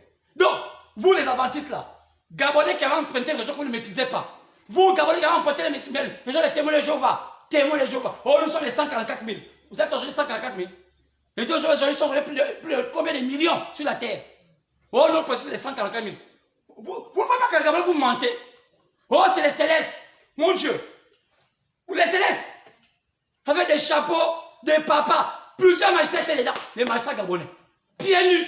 Avec des robes blanches. Au Gabon. Oh, c'est plus ça, c'est Maïkani. Oh, c'est maintenant Ikanka. Oh, Gabonais. Gabonais. Gabonais. Gabaonites. Changeant. On ne sait plus votre position.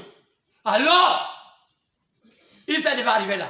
Et après, quand Jésus est venu annoncer l'année de grâce, c'était la Pentecôte. Après, Jésus devait prêcher l'évangile. C'était le temps des trompettes. Après les trompettes, on a eu ce qu'on appelle le temps du sacrifice, la fête du sacrifice qu'on appelle l'expiation. Jésus fut tué. C'est là où c'était le temps d'Israël.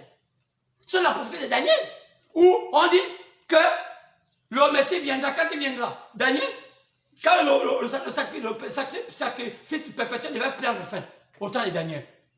Donc, Jésus vient arrêter l'histoire d'Israël à la 4e fête. Donc, avant de reprendre là où ils se sont arrêtés, pour terminer la 4e fête et la 5e fête, donc l'expiation et les tabernacles, Jésus va d'abord vers les païens. Donc, c'est là où on dit que nous sommes rachetés. Donc, les païens ont été rachetés selon ce qui a été écrit. Car nous sommes Israël, pas de la chair, mais Israël de l'esprit. Donc, pas tout le Gabon. Ceux qui ont cru seulement Jésus sont rachetés par son sang. Donc, la venue de Jésus, dans le premier temps, pour Israël, c'était pour annoncer la liberté. Pour ses frères et sœurs. Mais, pour nous les païens, c'était pour annoncer notre rachat. Donc, la venue là, cette venue avait deux connotations. Pour Israël, c'était pour annoncer l'année de grâce, mais pour les païens, c'était pour annoncer l'année du rachat. Donc, on est l'olivier qui n'était pas l'olivier d'origine, qu'on va greffer à l'olivier d'origine. C'est ça. Vous devez connaître ça. Donc, les païens avaient leur temps de libération. Et Dieu a montré que les païens devaient avoir 7 temps. On a appelé ça les 16 âges de l'Église. Lisez ça pour le chapitre 1. Tout après le chapitre 1 jusqu'au chapitre 3, on parle des 7 temps que Dieu accorde aux païens, aux nations, pour pouvoir revenir, pour pouvoir être agreffés comme nation de rachat. Donc, notre salut, le Gabon, notre salut n'est pas pareil que le salut d'Israël. N'est pas pareil que le salut des Samaritains. Notre salut est lié au salut païen, qu'on appelle les nations, sinon les gentils. Mais les païens sont composés de combien de personnes, combien de nations? Les païens et les Gabonais, toute l'Afrique fait partie des païens. L'Europe fait partie des païens. L'Amérique fait partie des païens. L'Asie fait partie des païens. Donc, tous les continents font partie des païens. Maintenant, les Samaritains, c'est un petit groupe des Arabes qui sont restés accrochés encore un peu au judaïsme, un peu au paganisme. On appelle ça, ils sont un groupe. Maintenant, les Juifs, c'est ceux-là qui sont les véritables Juifs, qui sont restés avec la loi de Moïse ancrée. Pas les Juifs d'aujourd'hui. Parce qu'aujourd'hui, les Juifs d'aujourd'hui, Tel Aviv, c'est un pays païen. C'est une ville païenne. Donc, même en Israël, c'est un pays païen. Mais, qui est Israël? Romains 9. Vous parlez de ça? C'est pas tout Israël qui est Israël. Il y a Israël de chair, il y a Israël de l'esprit. Donc, quand Jésus parle d'Israël, il parle des enfants d'Israël qui sont restés accrochés à la pure doctrine de nos pères, de Moïse, selon la loi. Pas. En Israël, il y a les homosexuels. Pas cela. Pas Israël ensuite, ceux qui dirigent la manipulation de la bourse. Non. Cela, c'est les Ésaü. Ils sont attachés aux choses de la terre. Mais, compas d'Israël, c'est ceux qui sont restés accrochés à la doctrine, accrochés à la loi de Moïse jusqu'à la mort. C'est ça là où Jésus va revenir. Mais le reste là, pour Dieu, ce sont des païens. Ils sont sauvés comme toi et moi. Maintenant, comment nous sommes sauvés, nous les païens? Dieu nous a accordé 7 temps. C'est dans le chapitre 1, chapitre 2, chapitre 3. Dans les 7 temps-là, il y a 7 messagers. Chaque messager devait représenter un temps. Dans ces temps-là, chacun devait reconnaître ces messagers selon son temps. C'est ce qui faisait de vous un élu du temps qu'on appelait l'épouse de Jésus. Maintenant, même au Gabon, selon les temps, moi, par mon autre temps, on doit connaître, je vis à quel temps, et quel est le message qui a apporté par rapport à mon temps. C'est ça qui fait de moi un élu de Jésus par rapport à mon temps. C'est clair. Pas des églises. Non, c'est pas écrit dans la Bible.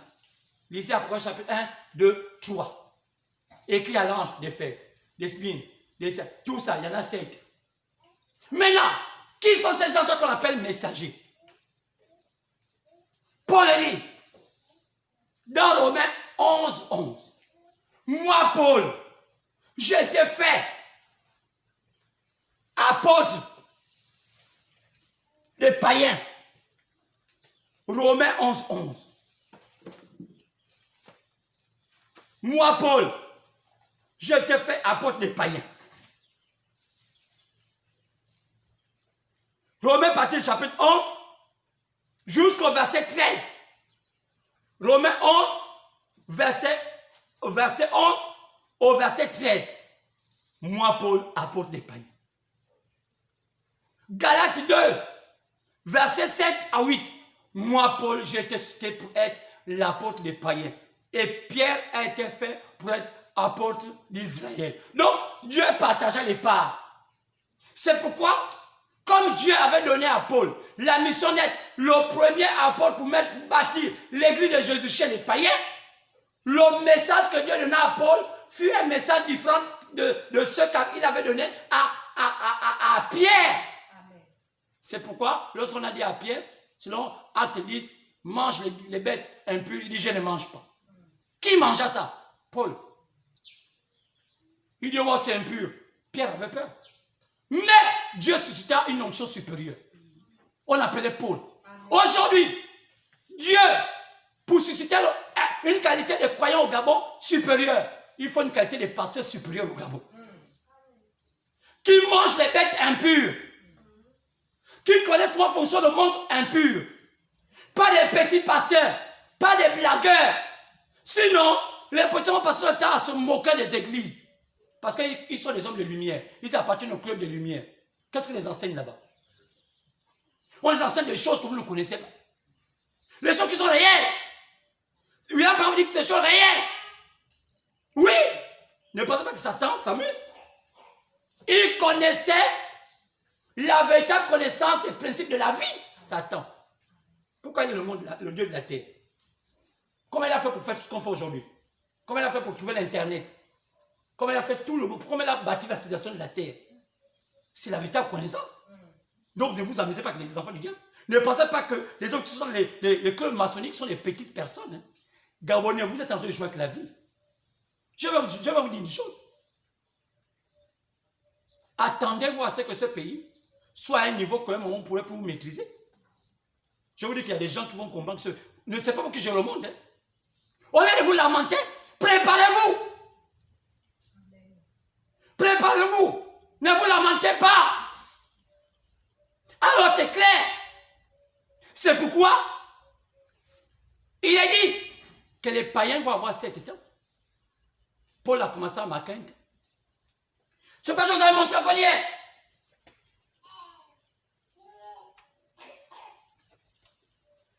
Des photos. C'était pour montrer, parce qu'il y a trop de confusion. Chaque messager, au 1er siècle, c'était Paul. Voici Paul. C'est une peinture. Il était comme ça. C'était le messager de ce temps, au 1er siècle. Donc l'âge des Smyrne, plutôt l'âge d'Éphèse autant pour nous. C'était lui. Après le deuxième messager de Smyrne, Irénée. C'est les choses que vous devez connaître. C'est votre histoire, vous les païens. C'est ceux-là que Dieu a envoyé pour vous. Après Irénée, vint Martin. Martin. Pas Luther, mais Martin. Martin de Tours. Les messagers. Ne dites pas qu'ils sont les blancs. On n'a pas besoin des blancs. Si on n'a pas choisi les noirs, on sait pourquoi. Voici Colomban après. Pour le quatrième âge. Je suis ici dans Éphèse, Smyrne, Thyatire, Pergame. Plutôt Éphèse, Smyrne, Pergame, Thyatire. Donc nous sommes là à Thyatire. Selon Apocalypse, chapitre 2, chapitre 3. L'âge de Sardes, qu'on appelle Sardès, Martin Luther. Vous ne croyez pas ça, vous restez. Croyez à vos églises, Kimbango, Amambolangi, croyez à ça. Pasteur, prophète, tel. Continuez, vous allez voir. Vous êtes condamnés dans ce que vous êtes en train de voir. 7e temps, ça c'était Luther. 6e temps, c'était l'âge de Philadelphie, John Wesley. C'est votre histoire. Enfin, le 7e temps, William Branham. Donc vous avez déjà l'histoire des païens. C'est passé cette personne-là. C'est passé cette personne-là que Dieu a planifié le plan du salut pour l'humanité. Vous ne croyez pas ça? Vous êtes perdus. Vous êtes perdus. Perdus. Quand c'était le plan, jusqu'à ce que William Branham est venu au XXe siècle, c'était le dernier temps, le temps de la Odyssée, le temps de l'aveuglement de l'être humain. Il fallait être éclairé. Zacharie 14 a dit 7. Au temps de soir, il y aurait une lumière. Au temps des ténèbres, il y aurait quand même une lumière. Maintenant, quelle est la place de l'Afrique dans tout ça? Il n'y a pas de blanc. Mais là, vous allez comprendre que William Branham a lui-même seul composait les 3 civilisations. Amen. Vous allez comprendre. Les 3 civilisations. William Branham faisait en tout les 3 civilisations. Comment? William Branham, son père, était irlandais. Irlande, avant que l'Irlande ne soit une république, parce qu'il était sous le contrôle des Anglais, ils étaient aussi déportés pour les États-Unis. Donc, parmi les déportés, qui étaient partis pour la liberté, il y avait les Irlandais. Donc, les États-Unis, c'est un pays qui est composé de toutes les nationalités. Les Anglais, les Français, les Irlandais, les Gabonais, tout le monde. Pourquoi? Pour la prophétie qui était écrite que là où il y aurait toutes les langues, toutes les tribus, c'est là où Dieu devait se faire voir. Matthieu 24, partant du verset 29, c'est la prophétie. La prophétie de la venue du Seigneur où toutes les langues vont le voir dans la nuée. Mais William Branham était irlandais. Il représentait l'Europe. Il était Cherokee par sa grand-mère. Il représentait les États-Unis. Les Cherokees, ce sont les Indiens.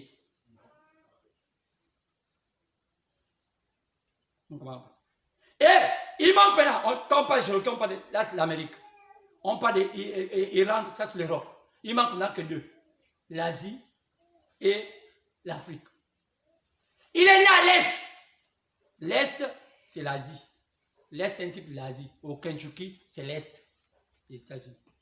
C'est un type de quelqu'un qui représente l'Orient. Maintenant, il était sudiste. Il est né à l'Est, donc au Kentucky. Mais dans ses origines, c'était un sudiste. Quand vous voyez tous les origines qu'il avait, c'était un sudiste. Donc son père, c'était un sudiste. Le sud, c'est l'Afrique. Donc William Branham représentait tous ces 4 points-là. Donc, il avait en lui un peu de l'Orient, un peu de l'Europe, un peu de l'Amérique, un peu de l'Afrique. D'où son dernier mandat, ses dernières périodes de la vie, qu'avant qu'il ne quitte la terre, il a passé tout ce temps à venir en Afrique. Il avait un souci. Il a dit, le Dieu Tout-Puissant, son dernier espoir, ce serait l'Afrique. Dans ce message appelé le 3e exode, il dit, si j'avais le temps de vous lire ça tout de suite, il dit, les Africains sont plus spirituels que les Blancs. Le message appelé le 3e exode, William Branham. Ceux qui veulent peuvent encore me demander, peut-être que je vais vous donner exactement l'endroit où il a dit ça, parce que j'ai passé le temps, il me reste un peu. Pourquoi? Et pourtant lui qui était blanc, comment il dit que les Africains sont plus spirituels que les Blancs? Parce qu'il savait que, en réalité, quand on parle de spiritualité, le blanc n'est pas à la hauteur. Parce que les Blancs se sont détruits avec le modernisme. C'est quoi vous allez voir aujourd'hui, c'est cherche. Qu'est-ce qu'il faut aujourd'hui que les Noirs ont du mal à comprendre ce qui se passe aujourd'hui dans leur pays, en Amérique? Parce qu'ils ne se sont pas intégrés. Ils n'ont pas marché avec leurs propres valeurs. Ils ont voulu imiter les Blancs. Donc, le message du Martin Luther King, disant que non, il faut qu'on se marie entre Blancs et Noirs, il faut qu'on monte dans les mêmes taxis, c'était un faux message. Martin Luther King, c'est un pasteur du diable. Marie qui avait la peau noire, le diable l'avait inspiré pour amener les Noirs dans les ténèbres. Oh, les Noirs, les Noirs, les Noirs, les Noirs! Obama vient de vous dire qu'il soutient la gay pride, il soutient les homosexuels. Levez-vous et dites que Obama, tu es un démon. Je vais voir des courageux noirs qui se lèvent aux États-Unis et disent que maudit, toi, président noir. Mais vous êtes le premier à maudire Trump. En réalité, votre motivation, ce n'est pas l'histoire de Trump. Ce n'est pas une histoire de Trump, c'est une histoire des Blancs. Donc vos motivations sont fausses. Vos marches sont fausses. C'est pourquoi le Gabon ne peut pas vous soutenir. Si le Gabon vous soutient, c'est que le Gabon, c'est un faux pays. Le Gabon n'est pas là à soutenir les balivernes. Comme on a vu le faux parti là qui a soutenu ça. Ils n'ont pas de vision. Mais, un vrai noir connaît sa position. Alors, on est arrivé au temps de la fin. Qu'est-ce qui se passe? La Bible dit qu'au temps de la fin, on prend Matthieu 25. C'est une affaire de choix des femmes. Il y avait 5 vierges folles, 5 vierges sages. Qui Dieu a choisi? Il a choisi les vierges sages. Pourquoi? Parce que les folles manquaient l'huile. Mais les vierges là, ce sont les églises. Ceux qui ont un peu une petite vision, comme nos églises éveillées. Avec c'est ça le coco. Il ne faut pas langue qu'on ne connaît même pas. Lisez dans votre Bible, ne parle anglais. On les écoutait en leur langue maternelle. Ce n'est pas une histoire de choba. Ça, c'est du banditisme. Noir, laissez ça. Quand vous voyez un pasteur faire ça, c'est un efféminé. Ripa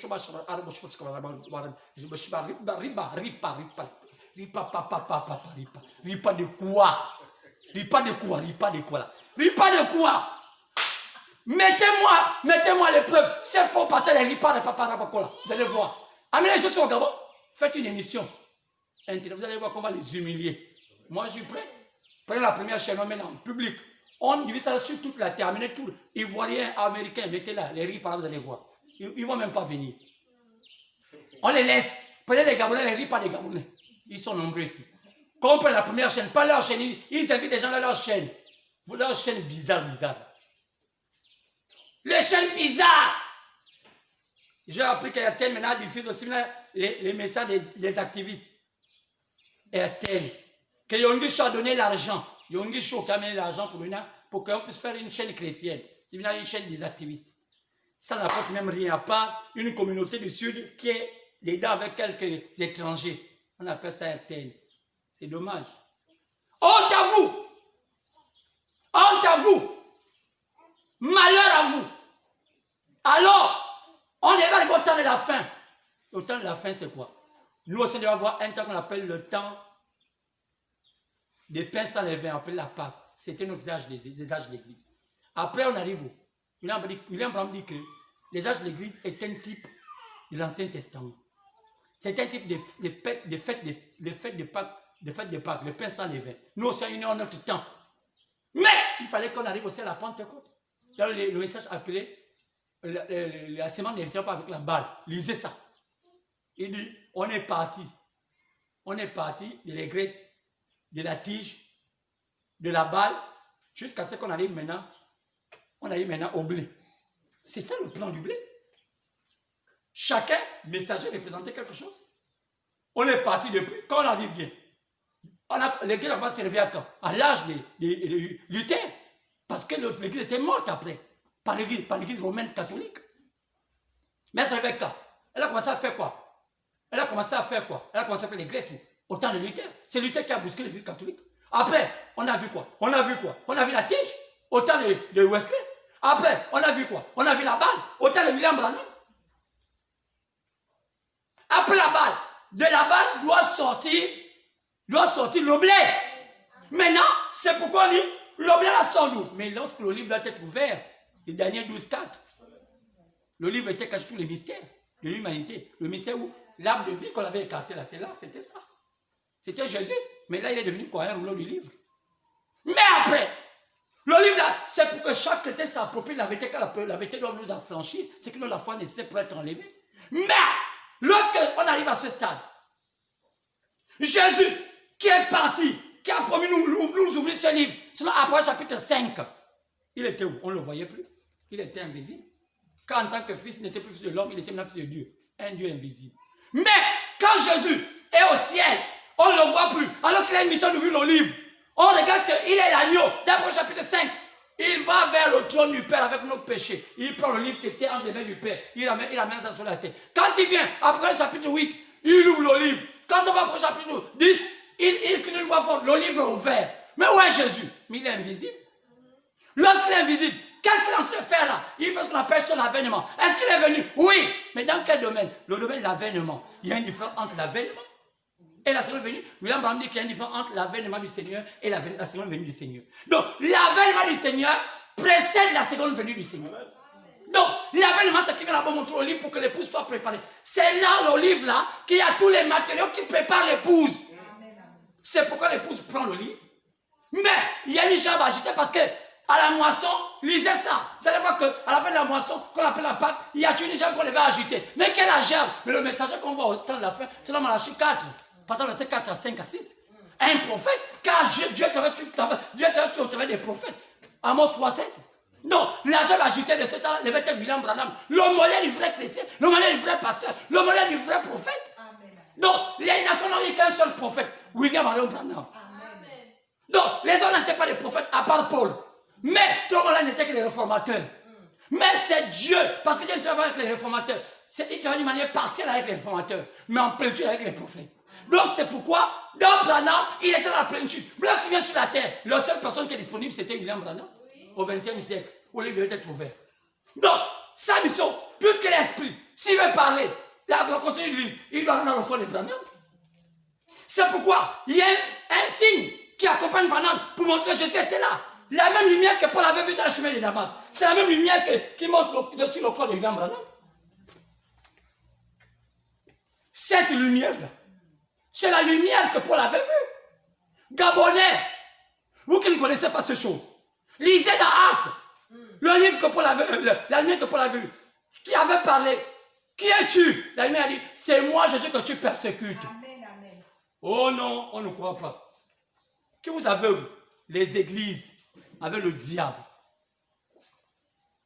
Le diable. Alors, ça tue comme ça. Quoi c'est? Le Gabonais ne craint plus Dieu. Le Gabonais ne craint plus le sacré. Les choses sacrées chez les Gabonais, ils ne croient plus. Nous allez même voir, un dimanche, ils vont même encore dans les forêts. Ils vont travailler pour chercher à manger. Le dimanche, ils font des bruits. Même quand vous prêchez comme ça, ils s'en foutent. Ça dit qu'aujourd'hui, le Gabonais, mais le gouvernement, je vous dis que si c'est comme ça, ça ne va pas marcher. Il faut discipliner un peuple indiscipliné. La première discipline, c'est quand vous voyez quelqu'un ne plus respecter le sacré, c'est un démon. Il faut le mettre au point. L'armée n'est pas là pour faire les magouilles, pour demander 1000 francs. Les policiers, 1000 francs. Prenez les policiers, allez dans les quartiers, bâtonnez tous ceux qui négligent le sacré. Les bandits là, mettez-les en prison. Les papas, les mamans qui font le banditisme dans les quartiers, qui encouragent le banditisme, vous les mettez en prison, vous allez voir qu'ils vont se mettre en ordre. L'armée est faite pour mettre de l'ordre, pas pour mettre le désordre. Pas pour encourager le banditisme. Comme ton neveu, à voler, on t'amène, on dit, comme son neveu, non, enlevez-le là-bas parce que c'est mon neveu. Ça là, non. Prenez les hommes de principe. Vous allez voir que le pays va se redresser. Mais si vous faites les hommes, les mêmes devant pour négliger, ils vont vous manger. C'est comme ça qu'on va poser ça dans notre pays, on les a tués. Parce qu'ils ont négligé les petits démons. C'est comme dans les quartiers, les petits chichichi. Tu as entendu? C'est là le diable commence à travailler. C'est les grands complots, c'est drame dans les petits quartiers. Si on ne regarde pas ça, après ça, mais là pour attraper ça, vous n'allez plus attraper ça. Quand le pays devient fou, vous n'allez plus les arrêter, ce sont les démons qui sont en eux.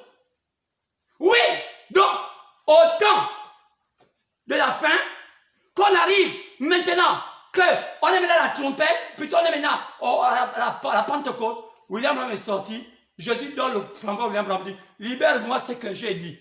Après chapitre 10, partant verset 1 à 7. Le 7e ange, c'est lui qui ouvre ce qu'on dit les sceaux. Où nous sommes où? Nous sommes au temps de l'ouverture de ce livre. Quoi c'est? Le livre là où est caché toute la plénitude de Dieu, toute la connaissance. Pourquoi? c'est un type que nous sommes arrivés à la passion des flambeaux entre David et Salomon. Quoi c'est? David c'était Jésus, et c'était Dieu autant pour moi, et Salomon c'était un type de Jésus. Alors c'est Jésus, c'est David qui allait régner comme étant le roi de paix. C'est pas David, c'est Salomon qui devait régner comme le roi de paix. Donc le temps de Salomon est typifié comme le temps qu'on appelle le millénium selon Apôtre chapitre 20, le temps de paix. Mais qui a préparé le temps de paix? C'était David. Il y avait les matériaux. Maintenant, on a remarqué que celui qui a oint David, ce n'est pas celui qui avait oint Salomon. Celui qui avait oint David, c'était d'abord Samuel. Après, il a laissé ça à Nathan. Mais, après, lorsqu'il allait oindre son fils Salomon, c'était maintenant Tchotadak, le souverain sacrificateur. Pourquoi? Parce que Jésus, quand il revient avec l'olive donnée à William Branham, il ne vient plus visible. Donc il est souverain sacrificateur parce qu'il est parti avec nos péchés. Il est parti comme agneau. Il est parti au trône. Il allait faire la médiation. Demander de Dieu, Seigneur, pardonne-leur. Ils ne savent pas. Ce sont des païens. C'est moi qui les ai laissés dans cette portion-là. Maintenant, je vais les libérer. Maintenant, quand il revient, il donne l'olive. Il est souverain sacrificateur. Mais il donne ça à qui? À un autre souverain sacrificateur, donc à un prophète. Et c'est le prophète qui vient donner ça au peuple. Donc, maintenant, lorsqu'on voit Salomon, c'est maintenant Tchotadak qui voit Salomon comme étant le roi. Ce n'est plus le prophète Nathan. Pourquoi? C'est l'onction inférieure au prophète. C'est pourquoi nous, quand on prend le flambeau, on n'est plus prophète, on est maintenant sacrificateur. C'est pourquoi, quand Abraham termine sa mission en tant que prophète, dans la hiérarchie des sacrificateurs, il y a d'abord prophète, après souverain sacrificateur, après vient sacrificateur. Donc William Branham a fait le rôle de prophète, il a fait le rôle de souverain sacrificateur, après nous sommes les sacrificateurs du règne du souverain sacrificateur. Oui, c'est clair. Donc le message qu'on prêche ici là, c'est tous les matériaux qui étaient dans le livre que William Branham a pris de Jésus. Il nous a mis ça entre les mains. Il y a un plan. Qu'est-ce qu'on fait? Chacun de nous prend maintenant, prend une pierre, il met. C'est que Dieu avait dit de mettre. Chacun vient y mettre. C'est que Dieu avait dit de mettre. Chacun vient y mettre. Chacun vient y mettre. Chacun ne met pas la pierre qu'on n'a pas dit de mettre. C'est là qu'il y a un problème. Le Gabon a 100 pierres à mettre. William Branham a dit que l'épouse sortait de chaque pays avec son drapeau. Le drapeau du Gabon, voilà l'épouse du Gabon. Pourquoi les Congolais, les Tchadiens, les Ivoiriens prennent le drapeau de la Côte d'Ivoire, ils viennent avec ça au Gabon pour dire « Oh, l'église du Gabon, qui vous a dit ça ?» C'est contraire aux choses et aux valeurs. Ça ne peut pas marcher. On n'a pas la même vision de la vie. William a dit ça. L'homme s'appelait l'Arche. Il dit « Je vous interdis, frère, vous qui êtes d'un autre pays, de prendre vos deux pieds, aller dans un autre pays en tant que pasteur. Ce n'est pas faisable. Mais pourquoi certains chants de Branhamistes, font ça? Ils veulent limiter les églises éveillées. Parce que l'église devient le business. Allez voir ce dans leur culte. Leur culte ressemble à un culte païen. Païen. Les gens ne se convertissent pas. C'est la guerre des belles voitures, la guerre des gros bâtiments, la guerre des églises climatisées. Mais le Saint-Esprit, il n'y en a pas. Et au mariage, l'évangile, on sait les copier. On va prendre même un pasteur des éveillés. On met l'église du message. On sort dans le message. Il vient prêcher parce qu'on cherche la popularité. Oh non, lui, il a l'onction supérieure. Il a l'onction supérieure. Parce que tu vois les foules le suivre. Oh non, il a une voix autorisée. Toi, tu n'as plus une voix autorisée parce que toi, tu n'as pas les foules. Donc, tu as pour... Oui, c'est le diable. C'est le diable qui fait ça. Et puis, les peuples sont désemparés. Ceux qui les suivent sont désemparés. Oui, on prend tous les systèmes. Oh non, inscrivez-vous dans telle chose. Oh, vendez les kits. Quand vous allez gagner 30 000. William Branham dit qu'un pasteur qui fait le jeu d'argent, c'est un démon. Le jeu d'argent. Moi, je fais comme ça. Non. Jeu d'argent, jeu de la loterie. Oh non, elle est tontine en Jésus. Ah! Ceux qui disent croire en Dieu. C'est là, on arrive où? À la fête des trompettes. Quoi? On ne peut pas trompeter s'il n'y a pas un message. Amen. On va petit à petit là où était arrivé Israël à la fête d'expiation. Donc, à la fête des trompettes, c'est là où l'église se prépare. Mais quand on voit Antipe, quoi? David a tout donné. David a tout donné. Quoi? Il a mis l'argent tout prêt. Salomon devait seulement venir et donner l'autorisation à construire le temple. Qui allait construire ce temple? On a fait appel à Hiram. Mais qui est Hiram? Hiram des Tyr. Qui est Hiram? Qui sont les ouvriers qu'Hiram avait utilisés? Lorsque ces matériaux c'était l'or, l'argent, les reins, et tout cela, les tissus et tout ça, et après le bois. Quelles signifiaient toutes ces choses-là? Avec quoi on va bâtir cette église? Qui est déjà, le plan est là. Mais, qui étaient les hommes, les forces en présence à ce temps-là? Salomon. Salomon. Hiram. Le bâtiment qu'on allait construire. Et les matériaux. Comment on appelle? Et les ouvriers qui allaient bâtir ça. Hiram nous dit que ces pierres étaient taillées de chaque divers endroit. Ce n'était pas taillé au même endroit. C'était transporté. Et chacun ne savait même pas qui avait taillé sa pierre. On venait seulement, on agençait ça. Donc, pourquoi voulez-vous penser qu'on va tous être ensemble? Non. Chaque fois, en Côte d'Ivoire, il y a une église. Chaque pays a son église. Toi, tu es Camerounais, reste au Cameroun. Si tu veux venir aider, viens aider, tu pars. Qui vous a fait beaucoup d'églises dans les quartiers? Oh non, j'ai une église en France, j'ai une église. Ça, c'est pas de Dieu. Un Gabonais, j'ai une église en France, j'ai une église. Pourquoi tu n'es pas en France? Oh, j'ai une église au Congo. Vous partez brûler les cartes. Votre travail, c'est aller faire le Congo, ça, aller visiter les églises d'autrui et vous faire aussi une popularité. C'est des signes qui ont besoin de faux pasteurs. Au Gabon, oh, j'ai une église à Port-Gentil, oh, à Gamba, oh, à Mouila. Toi-même seul, mais les gens de Mouila, ils n'ont pas les dons. Oh, à Lambalélé. Quoi? Tu veux la popularité, pourquoi on t'appelle chef? C'est l'esprit du diable. Donc, l'église aujourd'hui, qui est l'église du Dieu vivant? Celle du Gabon ou l'Afrique? En réalité, suit la voie la voie qui a été prévue pour les païens. Et les païens, aujourd'hui, soit la partie qu'on appelle la partie des trompettes. Les choses sont vertes. Donc, on est en train de bâtir maintenant. Placer chaque chose à sa place. Donc, on a le plan. William a laissé le plan. Il y a les matériaux. Jésus a laissé les matériaux. Maintenant, moi, j'ai ma pierre. Je mets ce que Dieu m'a dit de mettre. Et puis, je m'écarte. Toi, tu as ta pierre. Mets ta pierre. Ne viens pas dire que oh, tu as mis la pierre. Nos pierres ne doivent pas accepter. Chacun doit mettre sa pierre. Oh, moi, c'est ceci. Moi, tu es quoi? Tu n'as rien. Tu n'as rien. Je te dis, tu n'as rien. Tu connais beaucoup les versets bibliques. C'est parce que tu connais les versets bibliques, tous les versets bibliques de la Bible. Tu peux lire toute la Bible. C'est pas ça la spiritualité. Tu peux lire tous les livres de William Branham, toutes ces prédications. Parce que les gens disent, quand tu lis ça, qui vous a dit que le sacré, c'est parce qu'on lit? Non! Jean-Baptiste a prêché souvent comme les serments. Il n'a même pas encore les versets. Il n'a même pas eu un seul homme qui avait délivré. C'est l'homme le plus élevé que Dieu n'ait jamais connu. Vous êtes dans les fake news. Maintenant, l'Internet maintenant devient maintenant votre mot de blanc épaté alors qu'il n'y a pas la parole de Dieu. Il n'y a rien. Oh non, vous savez, moi, quand vous prenez des mots, avec des mots épatants, vous épatez. Vous épatez le peuple. Et quand on entre dans la spiritualité, il n'y a rien. C'est même épaté. Mais, bien aimé, j'ai dit quoi? Nous sommes arrivés au temps des trompettes où l'église va être bâtie. Pourquoi? Parce que, frère, je vais m'arrêter par là. Pour dire que il y a un nœud qui a un lien avec les choses physiques et les choses invisibles. C'est ce nœud-là qu'il faut savoir tisser pour savoir quels sont les éléments qui vont se passer sur la terre qui ont un lien avec tout ce que Jésus a programmé sur la destination de la terre avant que l'union s'établisse. Les choses sont là. Je vais poser la question. C'était un type du temps de Salomon.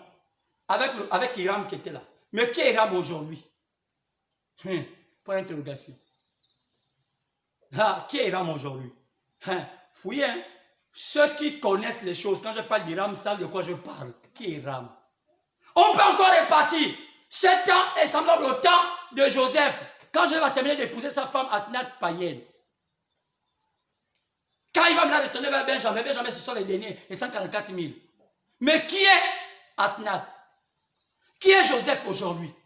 Qui est Pharaon? Mais quand il n'est pas vers Israël, Joseph, vers ses frères. Qu'a dit la Bible? La Bible dit que Joseph laisse sa femme dans le palais. Dans un temps de trouble, mais qui garde sa femme? Sa femme qui l'épouse. N'oublions pas que dans cette partie-là, lorsque l'épouse est prête, lorsque l'épouse est déjà mariée, il manque une dernière chose, c'est aller aux noces. Mais il y a des temps difficiles, parce que dans ce temps, la Bible prévoit qu'il doit y avoir des troubles. Les troubles, c'est quoi? La persécution qu'on appelle la tribulation. Mais où serait l'épouse pendant la tribulation? Puisqu'il a dit que l'épouse ne va pas passer par la tribulation. Quel est le mécanisme? Alors, tous ces énigmes-là, la tribulation, le départ de l'épouse par enlèvement, la translation de l'épouse, le changement, comment ça se fera? Frère, il faut quelqu'un à qui on a donné la pierre appropriée par rapport au placement. Sinon, l'église est perdue. Mais l'église de Dieu ne va pas être perdue. Vos églises seront perdues. Alors, pour conclure, toi qui m'écoutes, tu dois sortir de tes organisations. Tu dois sortir de ta conception de la vie. Plus tu fais le mal, plus les démons vont être dans ta vie, toi et ta progéniture. Répands-toi et reviens à Dieu. Crains Dieu. Ne sois pas comme les insensés à la croix qui avaient dit, si tu es Dieu, sauve-toi toi-même. L'autre a dit, non, ne crains-tu pas Dieu? Il n'a rien fait. Que de me critiquer, que de penser que je suis un faux pasteur. Mais regarde à Dieu. Regarde si ce que je dis est vrai, reviens à moi. Je ne sais pas de revenir à moi dans l'assemblée, je prêche. Mais cherche-toi là où Dieu va te parler pour remettre ta vie en ordre. Peut-être que tu vas partir maintenant, demain, peut-être dans quelques jours. Regardez comment les gens sont partis. Les signes ne vous montrent pas. Les ministres partent, les présidents sont de mourir. Tout le monde passera par là. Mais ce n'est pas le fait de mourir, c'est de savoir après le départ là. Où est-ce qu'on part? C'est là on peut faire des bonnes belles cérémonies, on amène le prêtre, le pasteur, les bonnes louanges. C'est devenu à la mode. Tu étais bandit, après on amène les louanges. Tout le monde. Comme mon ami Ronce qui est mort. Je l'avais vu avant de mourir, j'ai dit Ronce, ton chemin n'est pas bon. Lui avait dit, oh, les catholiques, dès la mort, de l'ambiance. Il m'avait dit, pasteur, je vous dis, excusez-moi, en réalité. Je chante ça parce que c'est ma vie. Moi, j'ai passé tout mon temps à sortir avec les sœurs dans les chorales. C'était notre travail. C'est ça le travail des chorales. Chorale de l'ambiance. Donc, si moi j'ai dit, mais reviens à Dieu. Oui, pasteur, mais c'est pas facile. Quand il est parti au Cameroun, je ne sais pas ce qui s'est passé. Donc, toi aussi, si tu as créé un système, ça soit, oh non, église, oh bouddhisme, oh club de quoi, reviens à Dieu. Écoute la voix de l'Éternel. Et Dieu est sur le point de t'accueillir et te montrer la lumière. Alors, comme nous sommes maintenant arrivés à la partie où on parle des trompettes, où Dieu nous a déjà donné tous les matériaux, on a maintenant envie d'aller maintenant vers l'expiation. Parce qu'entre les trompettes et l'expiation, il y a ce qu'on appelle le baptême du temple. Ce temple-là, qui est le type de l'épouse. Il a vraiment dit tout ça là clair. Tout est clair que c'est l'épouse, c'est le type du bâtiment qu'on construit là. Mais chacun a une pierre là. Toi, tu es dans quelle position? Alors, si tu écoutes cela, je vais te dire, passe un beau dimanche. Et commence à te mettre à réfléchir, dis Seigneur, est-ce que ce n'est pas le temps pour moi de dire j'ai trop fait le bâtiment? Même si on t'a donné un titre à l'église, un titre président de quoi? De tout, même surtout les seuls qui aiment être trésoriers pour voir l'argent. Pour manger, pour arranger les fins de mois pour les propos de leur famille. Sœur, revenez à Dieu. Trésorier de l'ambiance, trésorier du banditisme, c'est pas bon. Revenez à Dieu. Et dites Seigneur, Dieu me répond. Alors passez un bon dimanche. Et que c'est Dieu qui te parle ce matin, qui m'a utilisé, puisse t'atteindre et te dire maintenant, c'est le temps moi de me repentir. Passez un bon dimanche, que Dieu vous bénisse.